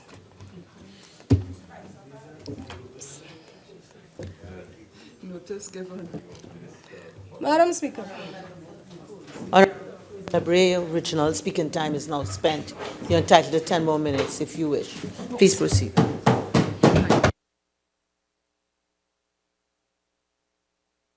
There are a number of other projects that are earmarked for my constituency in this budget. Along the lines of infrastructure, there is 1.8 million in the Infrastructure Development Fund for the shoreline, for the stabilization of the Illabray shoreline. And I must add that I have to also thank the Minister of Works and Transport, because following his tour of my area on the 19th of August, within 2 weeks, work started on resurfacing a stretch of the road from Quarry Village to Santa Flora, which is one of the areas that he started. So we thank the Minister of Works and Transport for his work in Illabray. And I also have to thank the Minister of Community Development, Culture and the Arts for the sud-turning that was done at the Quarry Village Community Center. Now, Quarry Village has been trying to get a community center for the last 60 years, and finally, under this PNM government, I can attest that last week UDCAT handed over the site to the contractor for work to begin. So thank you, Minister of Community Development. And I have to say thanks to the Ministers of Education, because $10.5 million has been put in the budget to repair primary schools in my constituency. And to the Minister of Housing, many of my constituents have received keys to new homes in Pierre Road, Hubertstown, Lakeview. So I have to thank the Minister of Housing. Madam Speaker, there's something that weighs very heavily on my heart. Now, was it yesterday? 2 days ago, the member for Rima spoke about the initiatives that are being done at the primary and secondary school levels to address literacy challenges. He spoke about the student monitoring program, which is being done at the primary level. And I have to compliment the minister for that. Now, at the 2017 SCA examination, the student that scored the highest, Lexi Balchan, is a student from my constituency. And we were all very proud of that. But that prompted me to take a look at the performance of the primary schools throughout my constituency, and I even incorporated some that are in Faizabad and some that are in Point Fortin, because my constituents attend schools in neighboring constituencies. And you'd be shocked to know that of the 24 schools that I looked at, 80% of these schools perform below the national average at the SCA level. This is in maths, language, and essay. 80% of the schools in my constituency are underperforming. I view this as a crisis. And as the member for Laventil West earlier said, no, special situations require special attention. So as MP, I called all the principals together to a meeting so I could get to the bottom of what's really happening in our primary schools. And we discovered what are some of the causes of this poor performance. Lack of parental support was number one at the top, but also administrative challenges, teacher and student competencies were identified as key causes. But I didn't just stop at having a meeting to identify the problems. So working with the principals, I came up with a quite comprehensive plan to address this underperformance issue. Now the plan encompasses 6 phases. The diagnosis phase to identify the hindrances to learning, a remedial phase, provide remedial training, increase motivation levels, satisfy social needs, increase stakeholder involvement, and raising the competencies of staff levels. Now, I want to say something. Yesterday, the member for Princestown was very critical of the government for spending money on a golf course and said instead that we could have taken that money and sent 3 students to university. I want to disagree fundamentally with that because it is well known that for a child to be successful, they need to have a holistic development, and sports and cultural participation is a very critical part of education. Now, Madam Speaker, underperformance at the primary school level is not new. It didn't happen this year because I checked it out. And it is not unique to the Liberia constituency. If you look at the statistics for 2017, 12.3% of the students who wrote the FCA exam in 2017, that's a total of 2,236 kids, scored below 30%. All right? And, Madam Speaker, I want you to tie that back with the growing trend of violence in secondary school. Over the last 2 days, we have all been assailed with these disturbing videos of violent acts taking place at the Superior West Secondary School. Madam Speaker, that disturbed me greatly.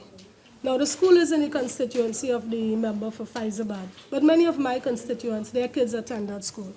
And, Madam Speaker, I would like to say that the young men who perpetrated these acts of violence, bullying, obscenities, that these young men are victims of UNC education policy. Madam Speaker, I place this squarely at the feet of the member for Superior. Madam Speaker, when the member for Superior was Minister of Education, she piloted the legislation. Please continue. When the member for Superior was Minister of Education, she piloted legislation to stop corporal punishment in schools without putting in place any alternate measures to instill discipline in schools. And fast forward that to when the member for Superior was Prime Minister, and then decided, and they had this wonderful education policy, no child left behind, send each child writing essay to secondary school, whether or not they are prepared. So what you're seeing today is the manifestation of UNC education policy. You send kids into the secondary school system who cannot cope at that level. Look, if you look at the revised social sector investment program, it reveals that the Ministry of Education now has to implement a new program, Penmanship with a Purpose. Why? Because the last administration, Madam Speaker, focused on giving laptops to students, but didn't take the time to figure out if they could read or write. Right. So now in this administration, we have to start teaching penmanship at the Form 1 level. That is a failure of the UNC's education policy that has us in this position today. Madam Speaker, Pleasantville Secondary School, they had just over 100 students wrote CSEC examinations this year. You know how many students left that school with 5 O-level passes? 4 students, Madam Speaker. 4 students out of just over 100 kids, Pleasantville Secondary School. 4 students just out of just over 100 kids leave the school with 5 CSEC passes. Clearly, it means that those children went into the secondary school ill-equipped, maybe they were not prepared. Madam Speaker, in 2006, under Education Minister Hazel Manning, there was a practice of keeping kids back in the primary school until they had reached a minimum level to do the SCA exam. But when the member for Superior became Prime Minister, they did away with that practice. They just sent you to secondary school, whether you got 10 or you got naught in SCA. And that is the harvest that we are reaping today. Right. Seeds that were sown by that administration, Madam Speaker. So, Madam Speaker, at least this government, with 2 ably qualified ministers in the Ministry of Education, we have had to put into place now a Form 1 program to try to address these literacy challenges that we have currently. So thankfully, For all the parents of Trinidad and Tobago, rest assured that with the PNM government, your children's education focus will come back on ensuring that your children are educated. Madam Speaker, before my time runs out, I just have to make one more point. During my time focusing solely on my constituents, I had the opportunity to interact with what I like to call our living ancestors. Madam Speaker, there are currently 9 centenarians in my constituency. That's 9 persons over 100 years old. And I had the honor earlier this year to interact with them and to celebrate with them. But not only that, but I spent a lot of time just having conversations with them, and I was able to put together a nice appreciation event with them. But the event wasn't about the appreciation. What I was able to do is do some research into their lives, and I was able to produce a nice autobiography chronicling the lives of the centenarians in my constituency. Madam Speaker, I raise this point now because I think that as representatives, we need to cherish our elderly persons in our community. And I would urge each and every one of our members. Honourable Member for Labrie, your speaking time is now expired. Member for point of order. Thank you, Madam Speaker. As I rise to contribute in this budget debate 2017-2018, let me first start by wishing well my Chinese community in Trinidad and Tobago. On a very auspicious day for us, we celebrate Double 10 today, and I also like to wish my colleague over Port of Spain North, St. Anne's West all the best. Huh? Oh, you are Taiwanese, okay. But I will still give him a pack of my salt prunes later, Madam Speaker. Relax. Madam Speaker, I am having a conversation with you this afternoon, Madam Speaker. Yes. Because you are in charge of this House. And my attention is on you this afternoon, Madam Speaker. So if people try to disturb us here this afternoon, I hope you take notice of that. Madam Speaker, I also like to send condolences to the family of the prison officer that was slain over the weekend. Madam Speaker, I'm hearing a conversation disturbance already.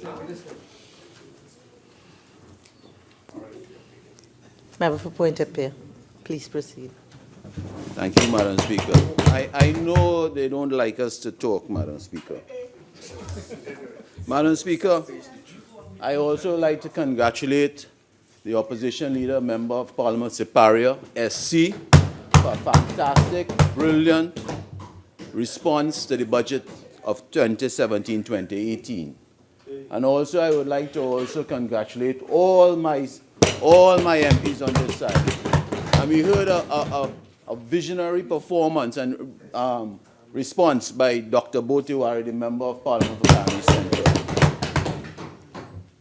Madam Speaker, you know, I was not going to trouble Labrie. She did well up until 45 minutes in her speech. You know, and I want to say I will leave the part with the education to be dealt with in a holistic, serious way by the member of Chaguanas West, East, Madam Speaker. But, Madam Speaker, you know, it is, you see I'm getting disturbance already in our conversation, Madam Speaker. So, Madam Speaker, as you love. Madam Speaker, you know, I want to welcome back the member of Labrie back to the Ministry of Energy. She was on a sabbatical for about 12 or 15 months. And I know if you were there in the Ministry of Energy, Madam Speaker, you see the ghost oil situation that we are having, that would not have happened under her watch. I am positive of that. Because as soon as she left the Ministry of Energy, something happened with the oil and the production of oil in Trinidad and Tobago, Madam Speaker. Something happened. I don't know what. Madam Speaker, I wanted to leave the MP for Toko Sandy Grandi. I mean, yesterday afternoon when she ended the debate, she gave a very passionate and moving about the youths in her constituency and the crime and everything. But you know, Madam Speaker, my colleague on behind me, the member of Chaguanas West, and I must thank him, There was an article in the Sunday Trinidad Guardian, 19th of March 2017. Sanssouci project halted. Criminals demanded $50,000 from the contractor. So there was a sort of extortion in her, a tax extortion in her constituency, Madam Speaker. And what is noteworthy in this article, Madam Speaker, that she's talking about the youths and the criminals and she's doing and rehabilitating them. There was a meeting by one Mr. Sinan, and I think, according to the article, he's the Minister of Works and Transport. And he had a discussion with the same group of men 2 Sundays ago at the office of the Toko Sandy Grande MP, Glenda Jennings Smith, Madam Speaker. You know, I'm a bit curious, why would that happen, Madam Speaker? But I leave that right there for others to deal with. Madam Speaker, I'm being disturbed again. I don't know why they don't want our conversation. Madam Speaker, let me get into my debate here this afternoon.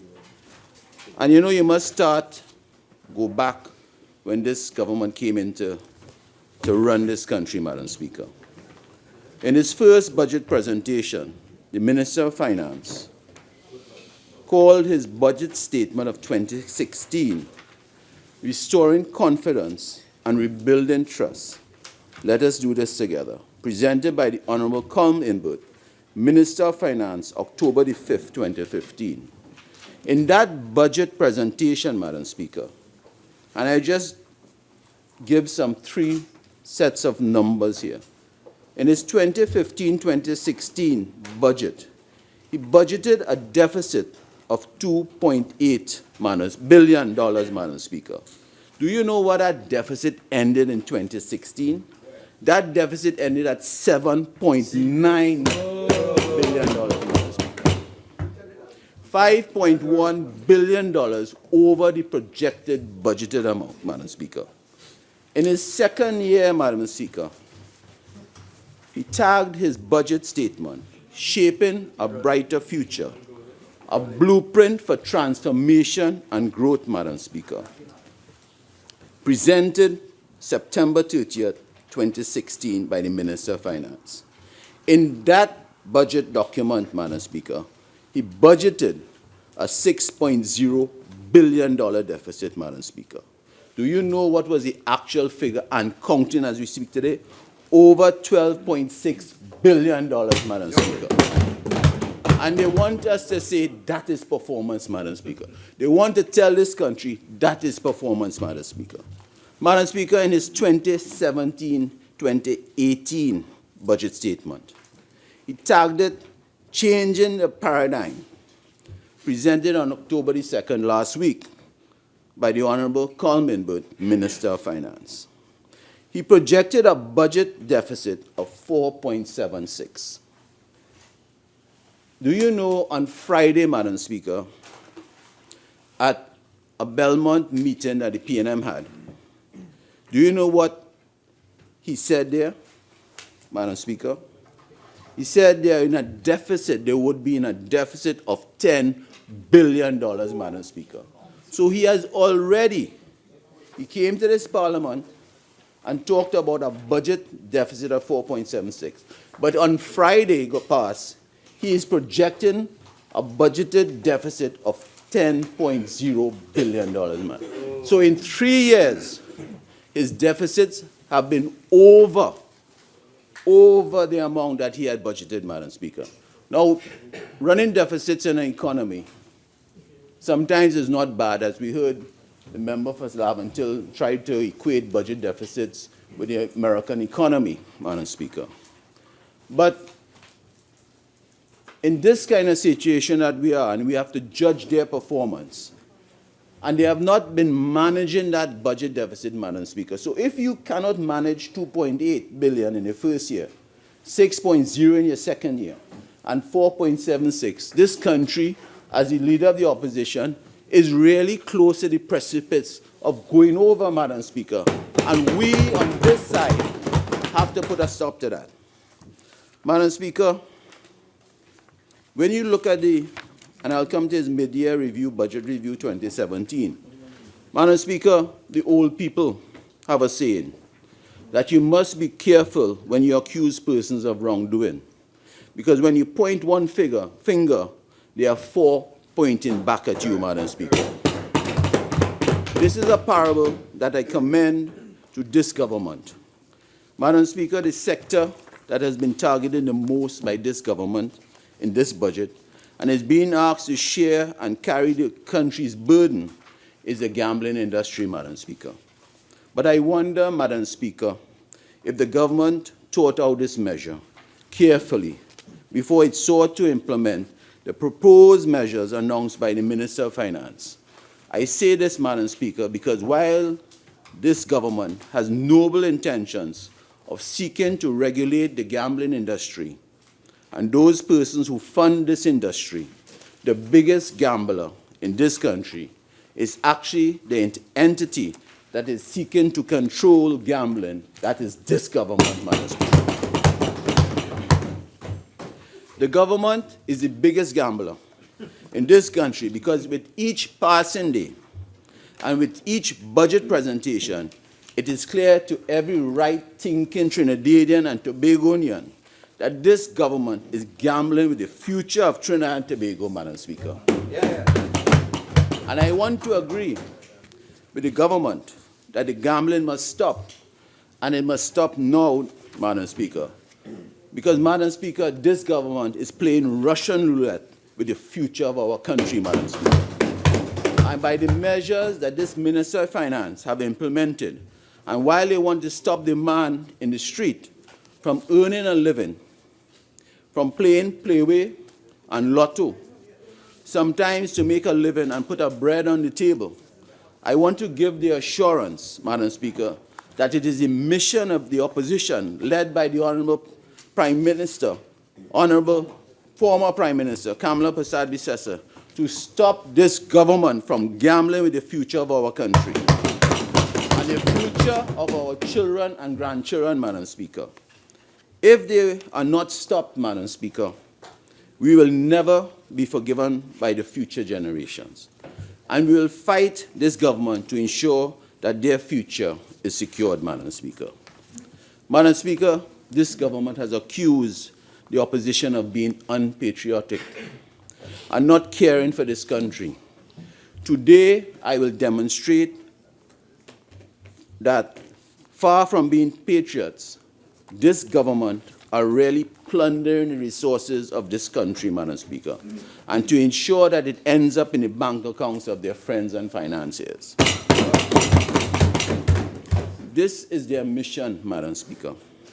But it is a mission that will be cut short by this opposition, acting on behalf of all right-thinking people and citizens of this country. Madam Speaker, standing order 48-6. Well, you took a little bit long to get on your legs. Sorry, with yes, respect sorry, to ma'am. that. I just ask you to withdraw it and say that in a different way in terms of imputing proper. I withdraw, Madam Speaker. Yeah, I withdraw. This government, Madam Speaker, seeks to chastise the People's Partnership for the spending that took place between 2010 and 2015. You know why, Madam Speaker? Because during that time, more than any other time in the history of this country, wealth of this country was reaching the middle class and the working poor. For the first time in our country's history, Madam Speaker, the resources of the country were being distributed in a just and equitable manner. And the people of every creed and of every geographical location, Madam Speaker, and of every income level, rich and poor alike, were enjoying the resources of this country underneath the People's Partnership government. Madam Speaker, they upset a lot of powerful people in this country. They could not bear to see people finally being empowered, no matter who you voted for, no matter what was your race, and no matter where you live, Madam Speaker. Madam Speaker, Kamala Persad-Bissessar was brave and courageous enough to lead this country and do what no other Prime Minister before dared to do, Madam Speaker. Madam Speaker, I now like to turn to a bit on the member for Port of Spain North St. Anne's West presentation when he responded to the opposition leader, Madam Speaker. And you know, and I was able to have his answer right here, and I want to quote from his answer, from his speech, Madam Speaker. Yeah, I'll read it. And it has to do with something that is troubling me, Madam Speaker. Because the member of Port of Spain North St. Anne's West, in his presentation, and I quote from his answer, and it has to do with the Banks Corporation tax, Madam Speaker. And I quote, "I must use this point to just mark a real record of disappointment to have the managing director of one of those banks immediately react. They are making over $1 billion a year in the net profit consistently, and I would like to remind them that their biggest shareholder are now the citizens of Trinidad and Tobago." He went on further, Madam Speaker. "Through the whole CLF deal, 54% of the shares are owned by the citizens of Trinidad and Tobago." He went on further. "You know, the first thing that managing director did is run out and say he has other shareholders, including employees. If you are earning $1 billion after tax profits, do not threaten a single strand of hair on one of those employees, and do not threaten this government." Madam Speaker, very noble, very noble. But you know, Madam Speaker, when I look at their track record, and I looked at the 2018 State Enterprises Investment Program, you know how many companies, state companies, this government shut down? I'll call a few. Carney Green Limited, 100% state-owned, shut down. Community Improvement Services Limited, state-owned, shut down. Government Information Services Limited, closed. Government Human Resource Services Limited, closed. Seafood Industry Development Company, closed. Tourism Development Company, closed. Caribbean News Media Group Limited, closed. Human Capital Development Facilities, closed. And they want to come and tell us they care about employees. Man, all those workers went down. All. So that, you know, I'm very surprised of my colleague, the member for the Spain North, St. Anne's West, Madam Speaker. Because you're talking about, Madam Speaker, I'm being disturbed again. So, Madam Speaker. Yes, I do. Thank you so much, Madam Speaker. So I'm very surprised about the member of Port of Spain North St. Anne's West could want to threaten, and maybe threaten is a strong word, right? And because I'm surprised of his, you know, his background came from the banking industry, Madam Speaker. And you know, and he cared, and I know he cares about the employees. But if he cares about the Republic Bank employees, he should be caring about the public servants, because you know how many thousands of public servants that they sent home with, by using this term, did not renew their contracts. Several employees went home under this guise of we are not renewing their contracts. So they're not considering it as layoffs. They just didn't renew the people's contracts. Madam Speaker. Madam Speaker. Member for Port of Spain North, and I know it is a very long constituency name, so I hope I do not get into trouble, Madam Speaker. So maybe I can refer to him as Minister Young. Is that, can? Thank you. I wouldn't say that. So Minister Young, in his response to the opposition leader, he went on in his presentation, and I want to start off, he started off his presentation on the energy sector, Madam Speaker.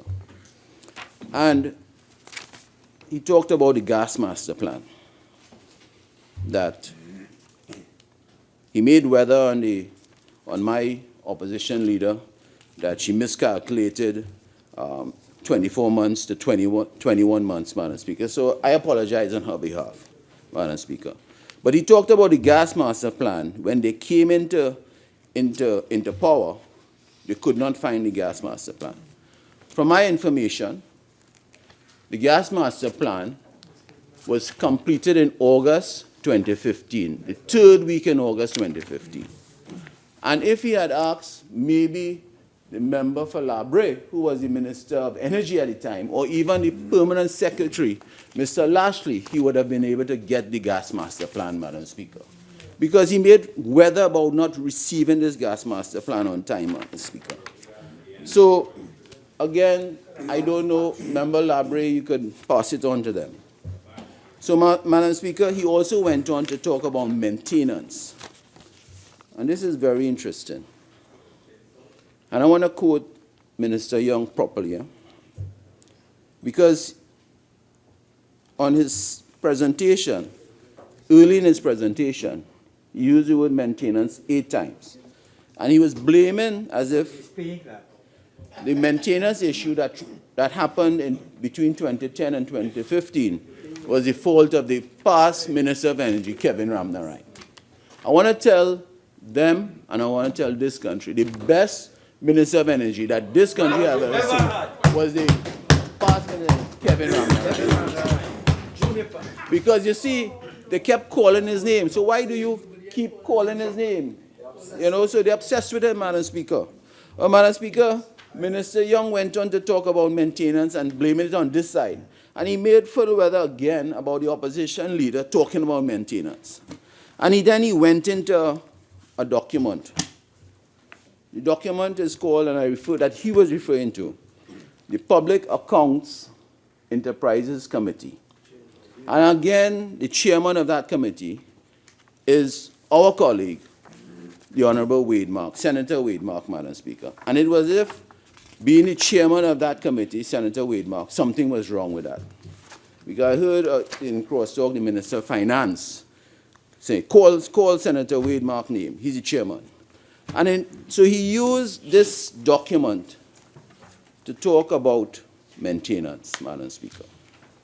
But, you know, funny enough, there's another document, another Joint Select Committee, that, we'll get to that, that is chaired by Independent Senator David Small. And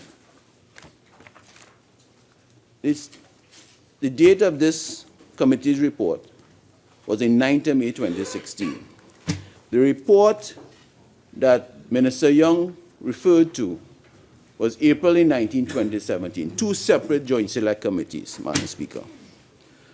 But the irony of it, the same NGC came before both committees, Madam Speaker.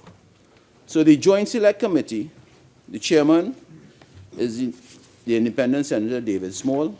My colleague from Chaguanas East is a member of that committee, right? And it's interesting when you go into that committee, and the individuals from National Gas who came in front of that committee was one, Maria Thorne, the acting president at the time, and this is on the 9th of May, 2016. The Joint Select Committee, State Enterprises. NGC came in front of that committee. And the representatives from that committee, from National Gas, was the president, Ms. Maria Thorne, who has over nearly 30 years working at NGC. Mr. Ronald Adams, the VP for Gas Transmissions and Distribution. Mr. Naranjit Pariag, the VP Finance and Information Management. Mr. Frank Lukin, consultant, who is an expert in the energy sector, non-political. Mr. Patrick Bino, Senior Manager, Engineering Services. Mr. Danford Mapp, Acting Senior Manager, Construction Services. Mr. Lisa Burkett, Acting Manager, Corporate Communication. And Ms. Ria Bolai, Legal Counsel of Contracts. And you know, Madam Speaker, those were the same players, officials from NGC, that also appeared in the report that Minister Young used, which is the Public Accounts Enterprises Committee. The only difference between Mr. Young's committee report that he used and the one I'm using is the chairman, NGC, one Brooks, Mr. Brooks, Madam Speaker. And I'll get to Mr. Brooks just now. So when the committee met on the 9th of May 2016, the Joint Select Committee, they asked the committee, and Mr. Lookin is a non-political expert in energy. Mr. Lookin was asked by the chairman of the committee. I want to read it, Madam Speaker, because you see, Minister Young blamed the PP government about maintenance issues constantly. Not only Mr. Young, but several others, Madam Speaker. Mr. Lookin, let me quote what he says. With regard to gas, we are probably about, as the President has said, we are probably about 20% less than the volumes that we are required to service our customers. Now, this is the 9th of May 2016, Madam Speaker. Mr. Lookin goes on. A lot of this occurred as a result of what happened, probably starting around 2008, 2009. 2009.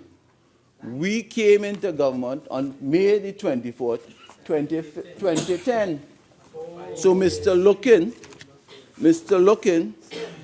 in front of the committee, talked about the issue of maintenance or lack of gas starting back 2008, 2009. In that particular period of time, the NGC had acquired new gas sources. But then what had happened? They acquired gas supplies from 3 gas producers, BG, EOG, and also BHP Billington. But the projects that were under consideration to use some of that gas, those projects failed to materialize. This is 2008, 2009. Those projects included the steel plant, in addition to a petrochemical facility and the aluminum smelter. So there was a loss of demand at that particular point in time. So going into 2009 or thereabouts, what we had in Trinidad was a situation whereby there was a lot of excess gas capacity. And because the companies recognized that we had excess gas capacity, they really started to cut back on the capital investment in terms of producing additional gas. We didn't cause that, Madam Speaker. It was under their watch. They failed to materialize the projects that the upstreamers, that they had told the upstreamers that they were going to do, Madam Speaker. Then they went on. I'm being disturbed, Madam Speaker. They went on again. I'm reading from it is there in black and white. I'm not making this up. Madam Speaker, what Mr. Lookin went on to say, NGC, what happened right after that was, in fact, there was a Macondo event in the Gulf of Mexico. And the Macondo event, when it occurred, many companies, now this is 2010 to 20, many companies basically started to consider new standards for operating in offshore. And those new standards requires upgrades of the existing platform facilities. And so what you have happening right after that in 2010 to about 2013, Madam Speaker. So the maintenance issue is a real issue. It is not Kevin Ramnarine hiding the gas or the opposition or the leader hiding the gas when we were in government, Madam Speaker. But I have a letter from the BP country manager, one Norman Christie, August 28, 2015. Because you see, the maintenance issue, they're blaming it on us, Madam Speaker. All right? August 28, 2015, to Mr. Indar Maharaj, who was the president of the National Gas Company at the time. Here's a letter from Norman Christie to the president of the National Gas Company. We refer to a letter dated August 18, 2015, and have noted buyer's account for the reason for seller's account. In this regard, seller wishes to remind buyer, the seller wishes to remind buyer, right, that its reduced supply has resulted from a combination of factors, including 1, the requisite maintenance and safety works post the Gulf of Mexico incident in 2010. 2, notice given to the buyer in early 2010 that it is no longer economical for the seller to continue to make available cushion gas. And 3, the buyer's indication to the seller in 2010 that it would require a reduced gas supply. It is there in black and white, Madam Speaker. It is there in black and white. Now let me go on, Madam Speaker, to what Minister Young in his presentation again. You see, they like to distort the facts, Madam Speaker, and blame other people, Madam Speaker. He went on again in his presentation, relying on the report from the Public Accounts Committee and the chairman at the time, Mr. Brooks. At the time when the report that I'm referring to, on the 9th of May 2016, you know where Mr. Brooks was, Madam Speaker? Mr. Brooks was in Ghana, Madam Speaker. Ghana, Madam Speaker. But he was here for this one.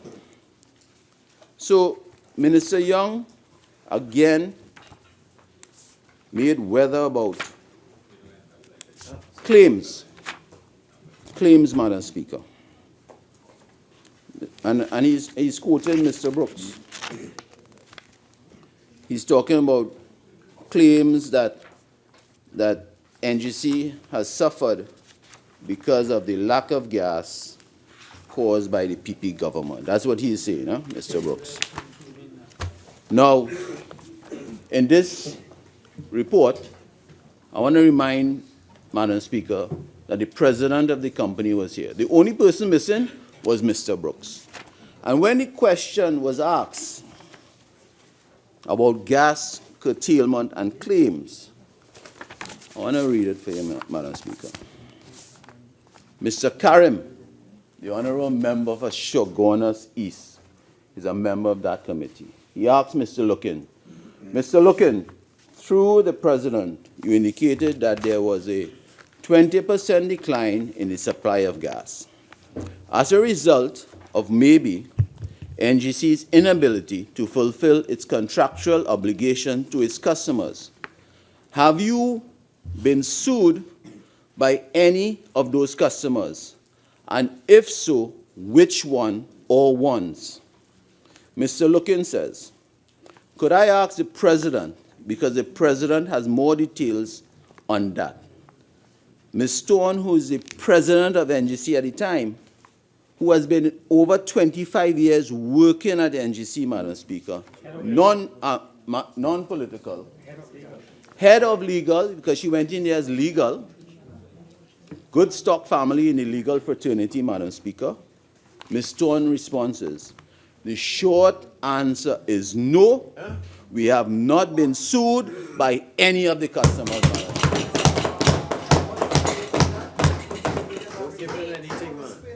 The 9th of May, it's in the answer, but I'll repeat it again. The 9th of May 2016, Madam Speaker. Who is in charge? They in charge, Madam Speaker. But you know what's the difference between the report and the question that MP... Pardon? Oh, sorry. Sorry. The only difference between the question that the MP for Shogunas East asked on the 9th of May 2016 and the question that was asked in the Public Accounts Enterprises Committee, the difference was Mr. Brooks, Madam Speaker. So the question I have to ask, maybe when we were in government, 2010 to 2015, we didn't get any claims. That's what you're saying? We didn't get any claims. This is what Ms. Stone said. Ms. Stone said, based on this report, Ms. Stone said the short answer is no. We have not been sued by any of the customers. So if on the 9th of May 2016, the short answer is no, I can only conclude that between 2010 to 2015, but the question was asked by MP Karim, have you been sued by any of these customers because of the the shortage of gas? The answer is no, Madam Speaker. Short answer is no. Short answer is no from the president of NGC. The long answer is to ask Mr. Brooks. That's the long answer. That's the long answer. Ask Mr. Jerry Brooks. Right? So Madam Speaker, I only stating the facts, sir. I'm not making this thing up. So it is here in black and white. Let the facts deal with itself, Madam Speaker. So I don't know. I mean,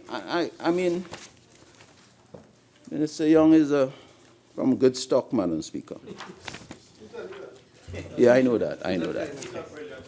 Right? So, Madam Speaker, I could only state what Minister Young said in his Hansard. I want to go on what Mr. Young said here.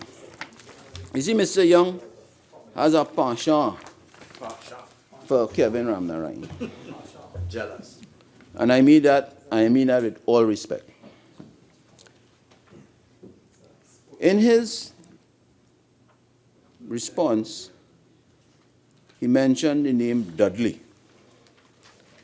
You should have, and I quote, you should have been speaking to Dudley instead of taking selfies, right? Meaning Kevin, or he might have meant the opposition leader, right?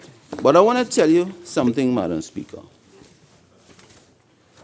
The Prime Minister at the time, the Honorable Kamala Prasad-Bissessar, on her way back from Chugam in Perth, Australia, in November 2011, she did meet with Mr. Dudley. And you know what she was able to get from Mr. Dudley, Madam Speaker? $1 billion in back taxes for Trinidad. $1 billion. She did meet with Mr. Dudley, the BP Dudley. $1 billion, Madam Speaker. The same Dudley. And she did take out a picture with Dudley, Madam Speaker. She did. So that is factual. But I don't know if it was a selfie. Madam Speaker, I'm hearing some disparaging things across the floor. That's all they're good for. Right?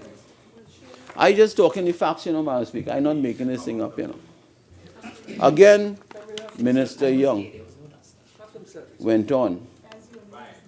Minister Young went on to talk about CGCL. I will call it the Mitsubishi Massey Conglomerate Plant, Madam Speaker. And he went on and he talked about, and I don't want to misquote him, Madam Speaker, because I really don't want to misquote Minister Young. He said, after a few days coming into office, on September 2015, we had the only project that the former administration signed knocking on our door, CGCL project, telling us they needed an urgent opinion from the Honorable Attorney General. We did not rush to sign the opinion. Rather, we studied it to make sure it is what was best for Trinidad and Tobago, Madam Speaker. Madam Speaker, CGCL is a Mitsubishi Massey conglomerate. And what Minister Young was trying to allude or state, well, he might have stated the facts, that we relocated gas from the downstreamers, the old or matured players, to give Mitsubishi and Massey the comfort of gas, Madam Speaker. That's it in a nutshell.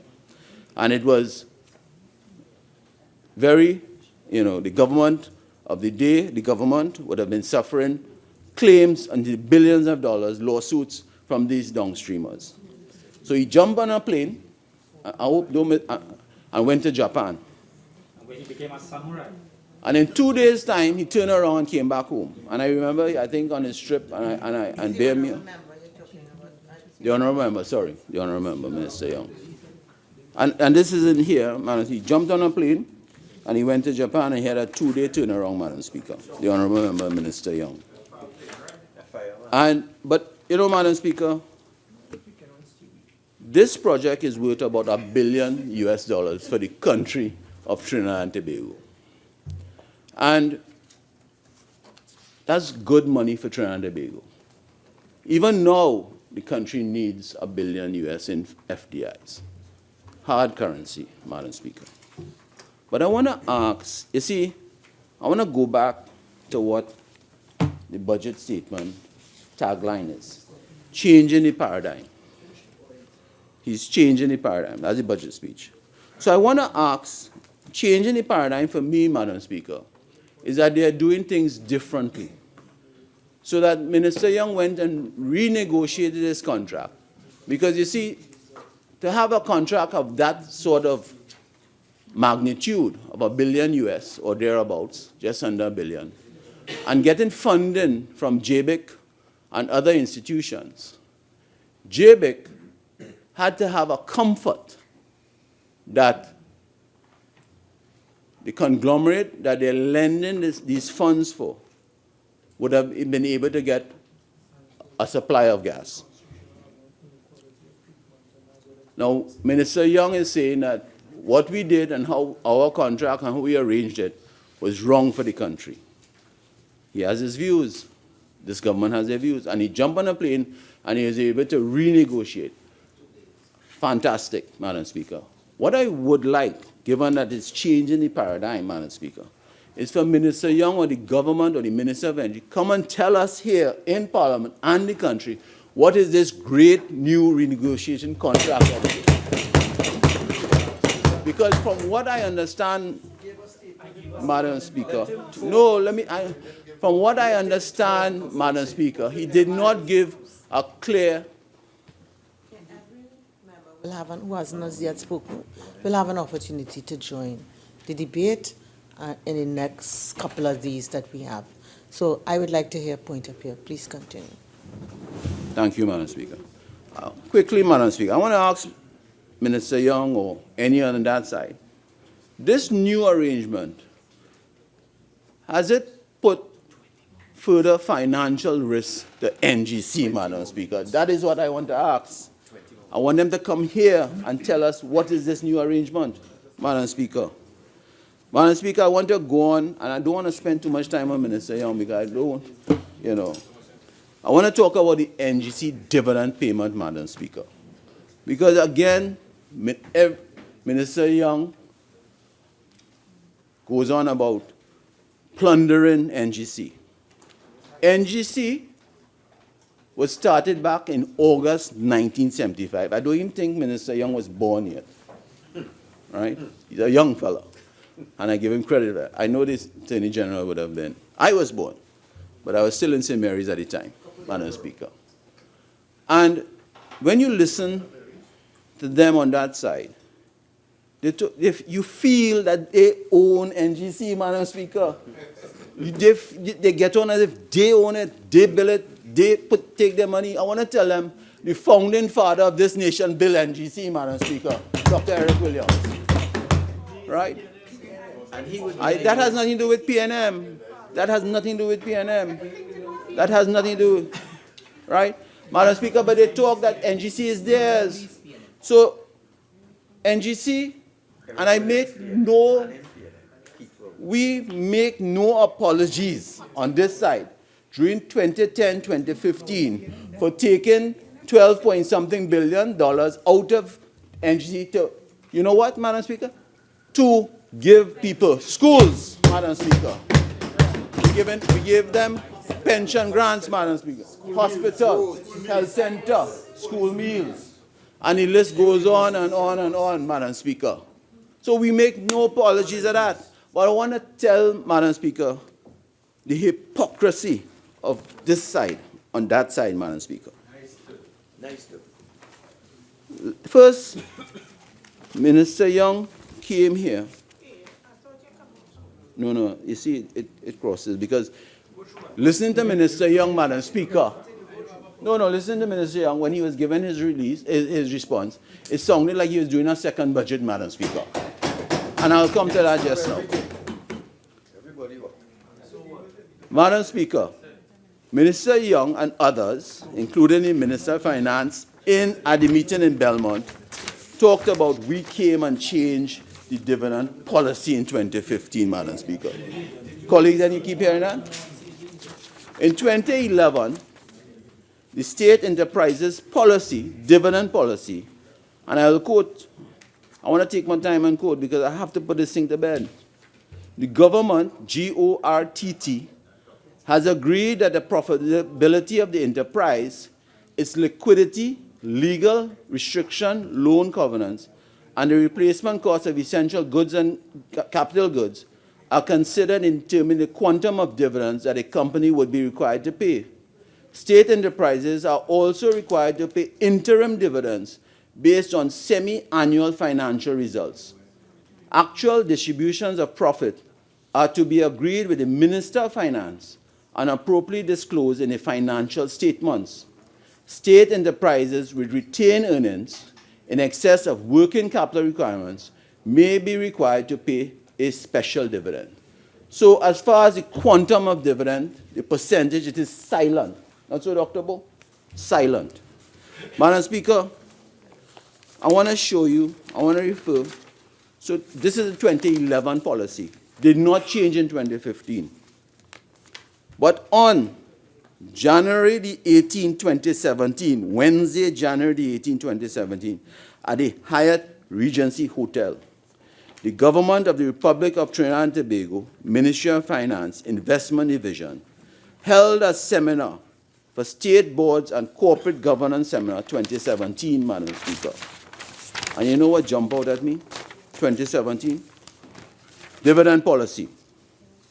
All profitable state enterprises are required to pay dividends up to 100% of distributable profits.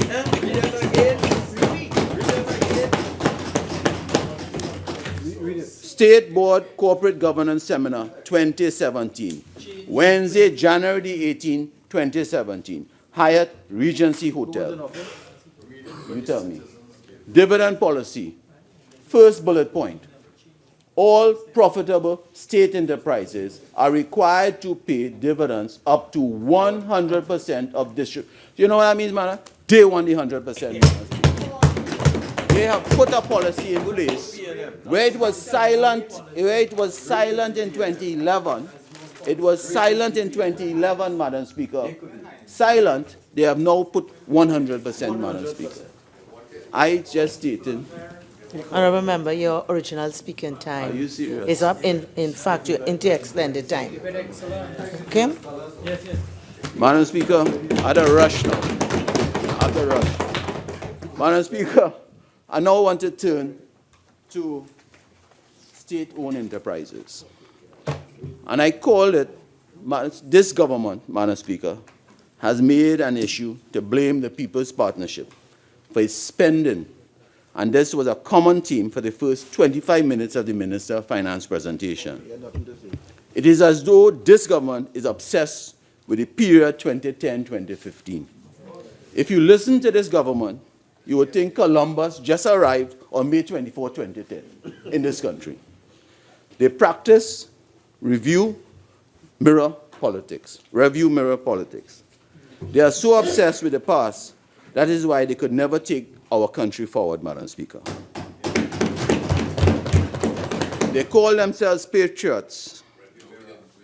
But this administration are really something seeking to plunder all that they can get their hands on, Madam Speaker. Madam Speaker, the Treasury is a target for them, Madam Speaker. Madam Speaker, on this occasion... Withdraw that and say that a different way, please. Sorry, Madam Speaker, I withdraw. The Treasury, they have their eyes on the Treasury, Madam Speaker. And Madam Speaker, they have their eyes on a company, a state company called Trinidad Generation Unlimited, Madam Speaker. Because you see, if you go to the state-owned enterprises, it's self-explanatory, Madam Speaker. That is a crown jewel for this country, Madam Speaker. Petrotrin was another crown jewel. And they mash it up, Madam Speaker. Malcolm Jones, we forget? Madam Speaker, so the new crown jewel for them is TGU, Madam Speaker. Madam Speaker, TGU was born by the former Prime Minister, God rest his soul, the late Patrick Manning. But on December 13, 2006, TGU was formed, Madam Speaker. In 2009, they were having problems, Madam Speaker. But you know who built and finished that? The PP government, Madam Speaker. The PP government, Madam Speaker. But now, Madam Speaker, I want to tell you today, Madam Speaker, that TGU is one of the crown jewels again that belongs to the people of our country. The unions of this country will not allow them to sell it, Madam Speaker. To their friends, Madam Speaker. Madam Speaker, this government wants to accuse the opposition in government of withdrawal dividends from the National Gas Company. Madam Speaker, I want the Minister of Finance to tell this country how much money was taken out of TGU by them, Madam Speaker, over the last 24 months. Madam Speaker, Madam Speaker, I want to tell you how much money they plundered from TGU. Over $6 billion, Madam Speaker, in the past 2 years. September 2015, $222 million US, Madam Speaker. December 2016, $55 million US, Madam Speaker. December 2016, $600 million US in a bond, Madam Speaker. June 2017, $20 million US. That equivalents, Madam Speaker, to close to 6.1 billion TT dollars, Madam Speaker. And they want to come and tell us and tell the country the treasury empty, Madam Speaker. And I want to ask, what did they do with those monies? Is it the same black hole that Minister Young talked about when we were in government? He referred to it in his answer. It's there. Madam Speaker. Madam Speaker, TGU is a crown jewel for the citizens of Trinidad and Tobago. But when we ask right here in the opposition leader's speech about a cabinet note and a timeline, Madam Speaker, the new chairman of TGU, one Sandra Jones, said no shares have been sold to Ferrostal yet, Madam Speaker. But, Madam Speaker, we have the information. It will come out soon, Madam Speaker. Madam Speaker, how much more time? In my short, limited time, Madam Speaker, I didn't know time went so fast, Madam Speaker. I want to tell them on energy matters. I want to tell the member for Labre, she talked about renewable and energy efficiency. She's talking that for the last 26 months, Madam Speaker. Nothing they have done in energy, Madam Speaker. Madam Speaker, they came here with no incentives or no discussion about how to increase production in the energy sector, Madam Speaker. Nothing, Madam Speaker. I want to ask them about the gambling, Madam Speaker. The Minister of Finance talked about tax on gambling, Madam Speaker. You know what industry they left out? The horse racing industry, Madam Speaker. The horse. Why is that? Why is that? Is it because it is an elitist sport, a sport for kings, Madam Speaker, that they left it out? I mean, if we're talking about sharing equity and sharing in the burden, the people in the horse racing industry should be taxed, Madam Speaker.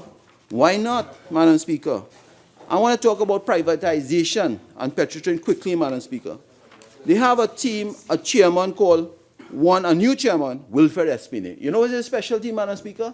Selling off assets, Madam Speaker. He was in TCL and he sold out TCL to the Mexican CEMEX, Madam Speaker. What is his role at Petrotrin? I ask, Madam Speaker. Madam Speaker,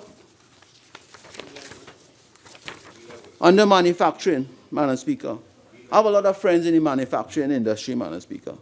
And they are disappointed with this budget, Madam Speaker, because they had very high hopes. Now, I want to turn quickly to Minister Young again, Madam Speaker, because when he was talking in his presentation, he talked about trade, some development, a new incentive, Madam Speaker, something to do with the Ministry of Trade, a $25 million something. Right? $25 million. Something, well, I find it just now because it's something, it wasn't there. It had to be something because it wasn't there in the original budget, Madam Speaker. I even looked into the heads of Ministry of Trade. There was no $25 million allocation. So I don't know who is the real Minister of Finance, Madam Speaker. I asked. Because Minister Young came up with this.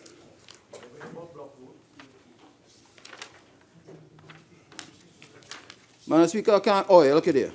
The Ministry of Trade will have a $25 million facility that they can distribute via grants up to $250,000, and it's connected to the Shark Tank concept, Madam Speaker. Madam Speaker, we all know what the Shark Tank, I don't know if it's digital rising star they come in with next, Madam Speaker. Madam Speaker, in closing, I want to say thank you to my constituents of Pointe-a-Pierre. Yes. And my staff of Pointe-a-Pierre, Madam Speaker. I have gotten nothing for Pointe-a-Pierre, Madam Speaker. The Minister of Works and Transport visited all our constituents and promised us the sun, Madam Speaker. Not even a pothole fix, Madam Speaker. Right? Not a pothole fix. Not a pothole fix, Madam Speaker.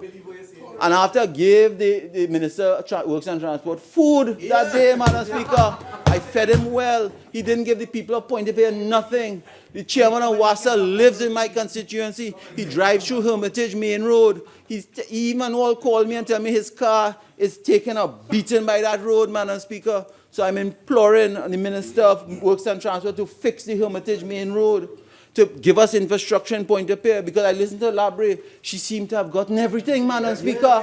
Where is the equity? Where is the equity? I thank you, Madam Speaker.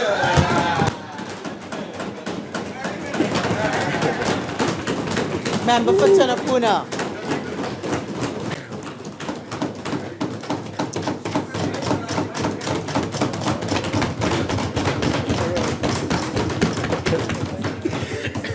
Thank you for that lusty round of applause, man. Give me the impetus to... All right. Thank you, Madam Speaker, being given the opportunity to enter this debate.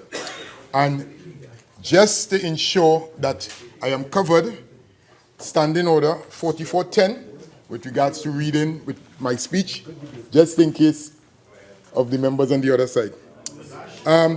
The member for Pointe-a-Pierre, you know, it's interesting coming after you and saying that Labre got so many things. I probably will hold back from listing what Tunapuna has got. You know what I mean? Just for the record, because Tunapuna continue to be on board. I would just like to rebut one or two points made by my colleague from Pointe-a-Pierre. He asked a question based on reference to the Member of Parliament for Toko Sandy Grande. And I would just like to ask these two questions and leave it right there, just how you did it. Do you not entertain ministers at your MP office at any particular time? And the second question, do you not meet with your Pointe-a-Pierre constituents at your office, or is it always closed? I am just asking. Because you made reference to the member for Toko Sandy Grande meeting her constituents with the minister at her constituency office. What's the purpose of constituency office, Madam Speaker? Secondly, you made mention that you all do not gamble on that side. Under Dr. Keith Rowley, Prime Minister, all we are doing is asking for a paradigm change, as stated in the budget 2018 by the Minister of Finance.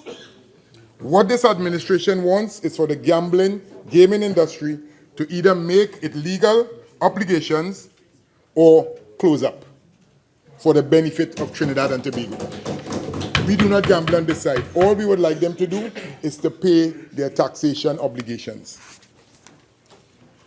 The third point I would like to rebut, companies that were closed. You list a number of companies that were closed during the PNM, People's National Movement tenure. But you didn't went on to give when they were closed. Well, at least you could give me the courtesy, man. Oh, sorry. All right, no problem, no problem. No problem.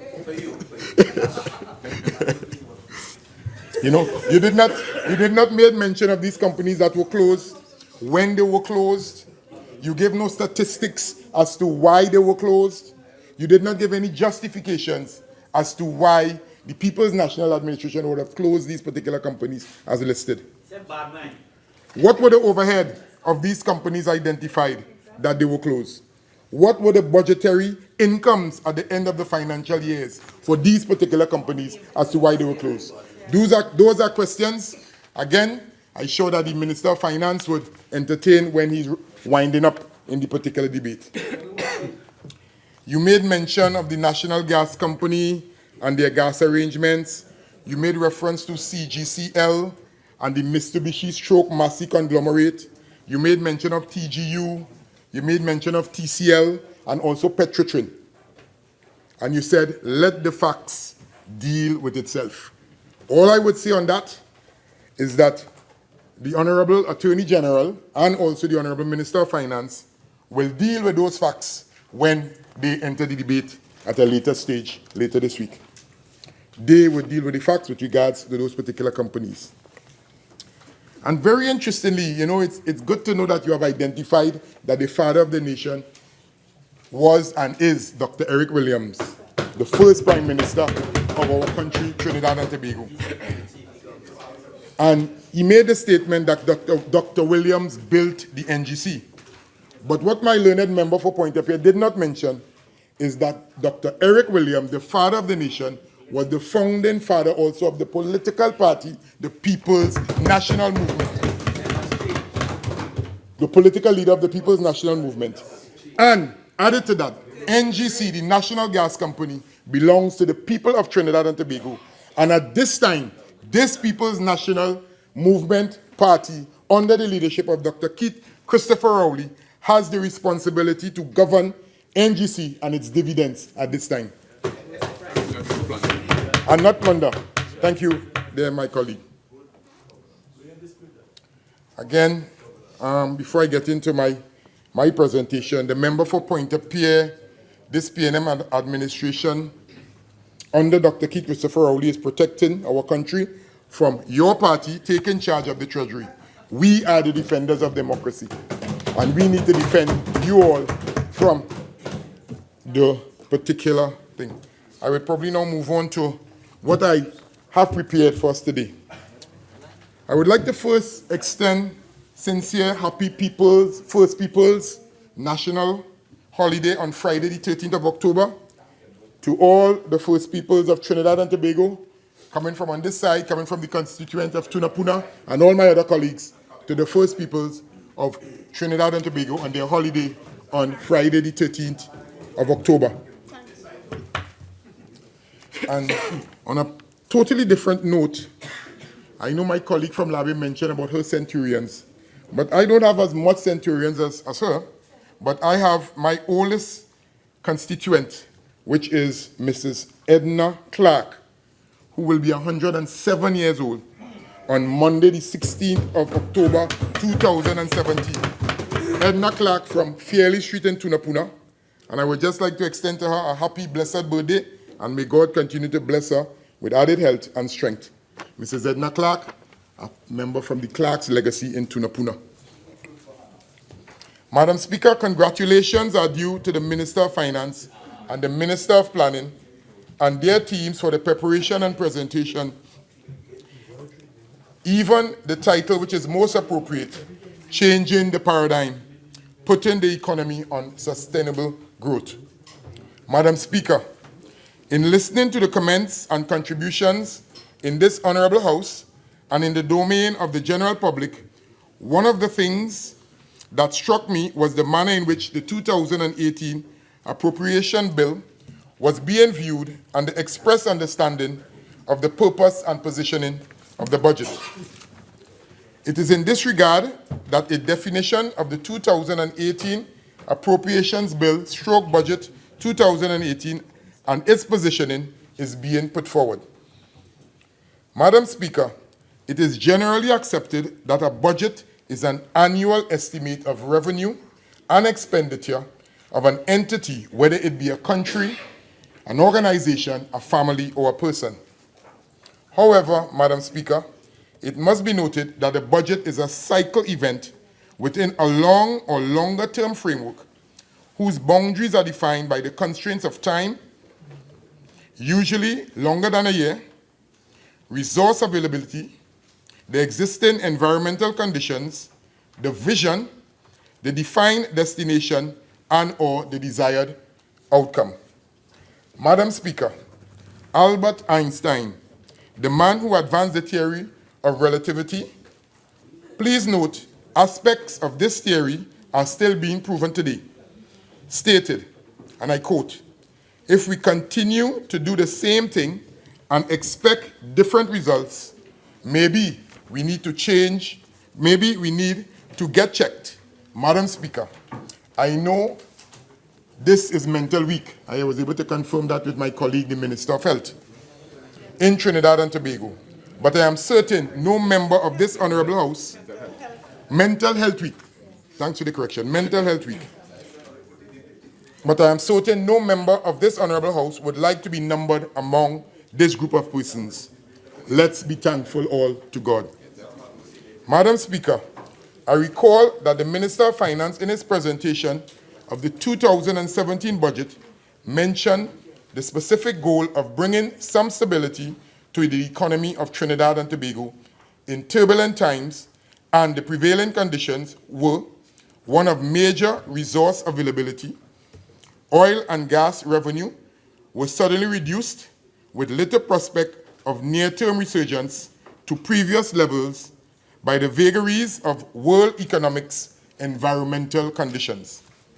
Madam Speaker, notwithstanding the Minister reference the said budget as being grounded in a revised National Development Framework, which we now call Vision 2030.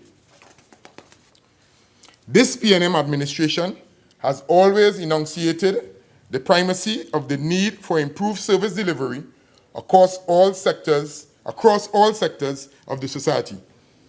The signal have been broadcasted and undertaken by means of institutional reform and strengthening, development of new and strengthening of structures, building and refocusing of human resource capacity, employment of technology to drive improved productivity, efficiency, general efficacy, and reduction of waste and elimination of duplication where possible.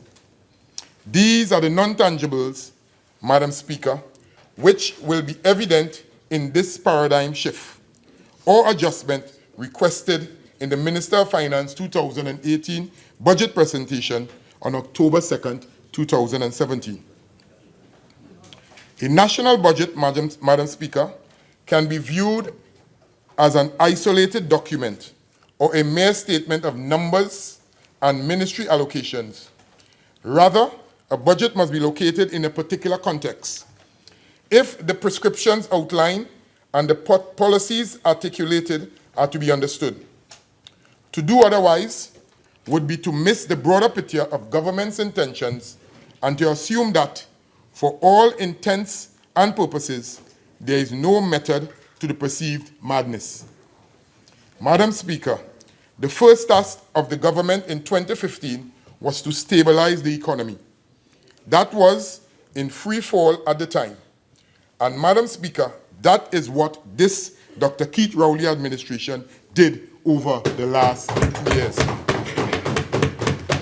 As the Member of Parliament for Tunapuna, I have every confidence in the people of Trinidad and Tobago that upon objective examination of these measures, they will accept that our administration has laid the foundation for sustainability and eventual growth in Trinidad and Tobago for the future.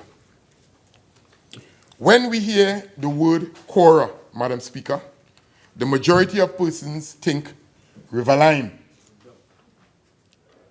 Saying something? Corridor. Oh, corridor. Right. Yeah, you could add that to it, corridor. Madam Speaker, paradoxically, there are some residents in a specific valley of Quora where water is a problem. Not in terms of flooding, but in terms of lack of pipe-borne water. This in spite of the fact one of the tributaries of the Cora-Tacarigua River, originate and flow through this said area. Madam Speaker, many years ago, WASA developed a localized water distribution system for these residents. However, change in weather patterns and drastically reduced availability of potable water in the dry season, I know honorable members might be thinking, what's new? We have heard of water for all. You know what I mean? My colleague for Shigonas West saying that 100% of Trinidad and Tobago have water and things like that. But there are areas in Tunapuna, like the Cora Valley, like in the Maracas, a corner area where residents still do not have pipe-borne water. Madam Speaker, the residents of the area, through their Cora Valley Village Council, expressed their need for an improvement in the system by way of developing a storage system to augment and guarantee the availability during the dry season. We all know WASA, as most, if not all the public utilities, have funding allocations difficulties. Madam Speaker, to cut I think that's a very good point. Honorable members, it's agreed that at 5 we would take the suspension. We'll be back here at 5:30.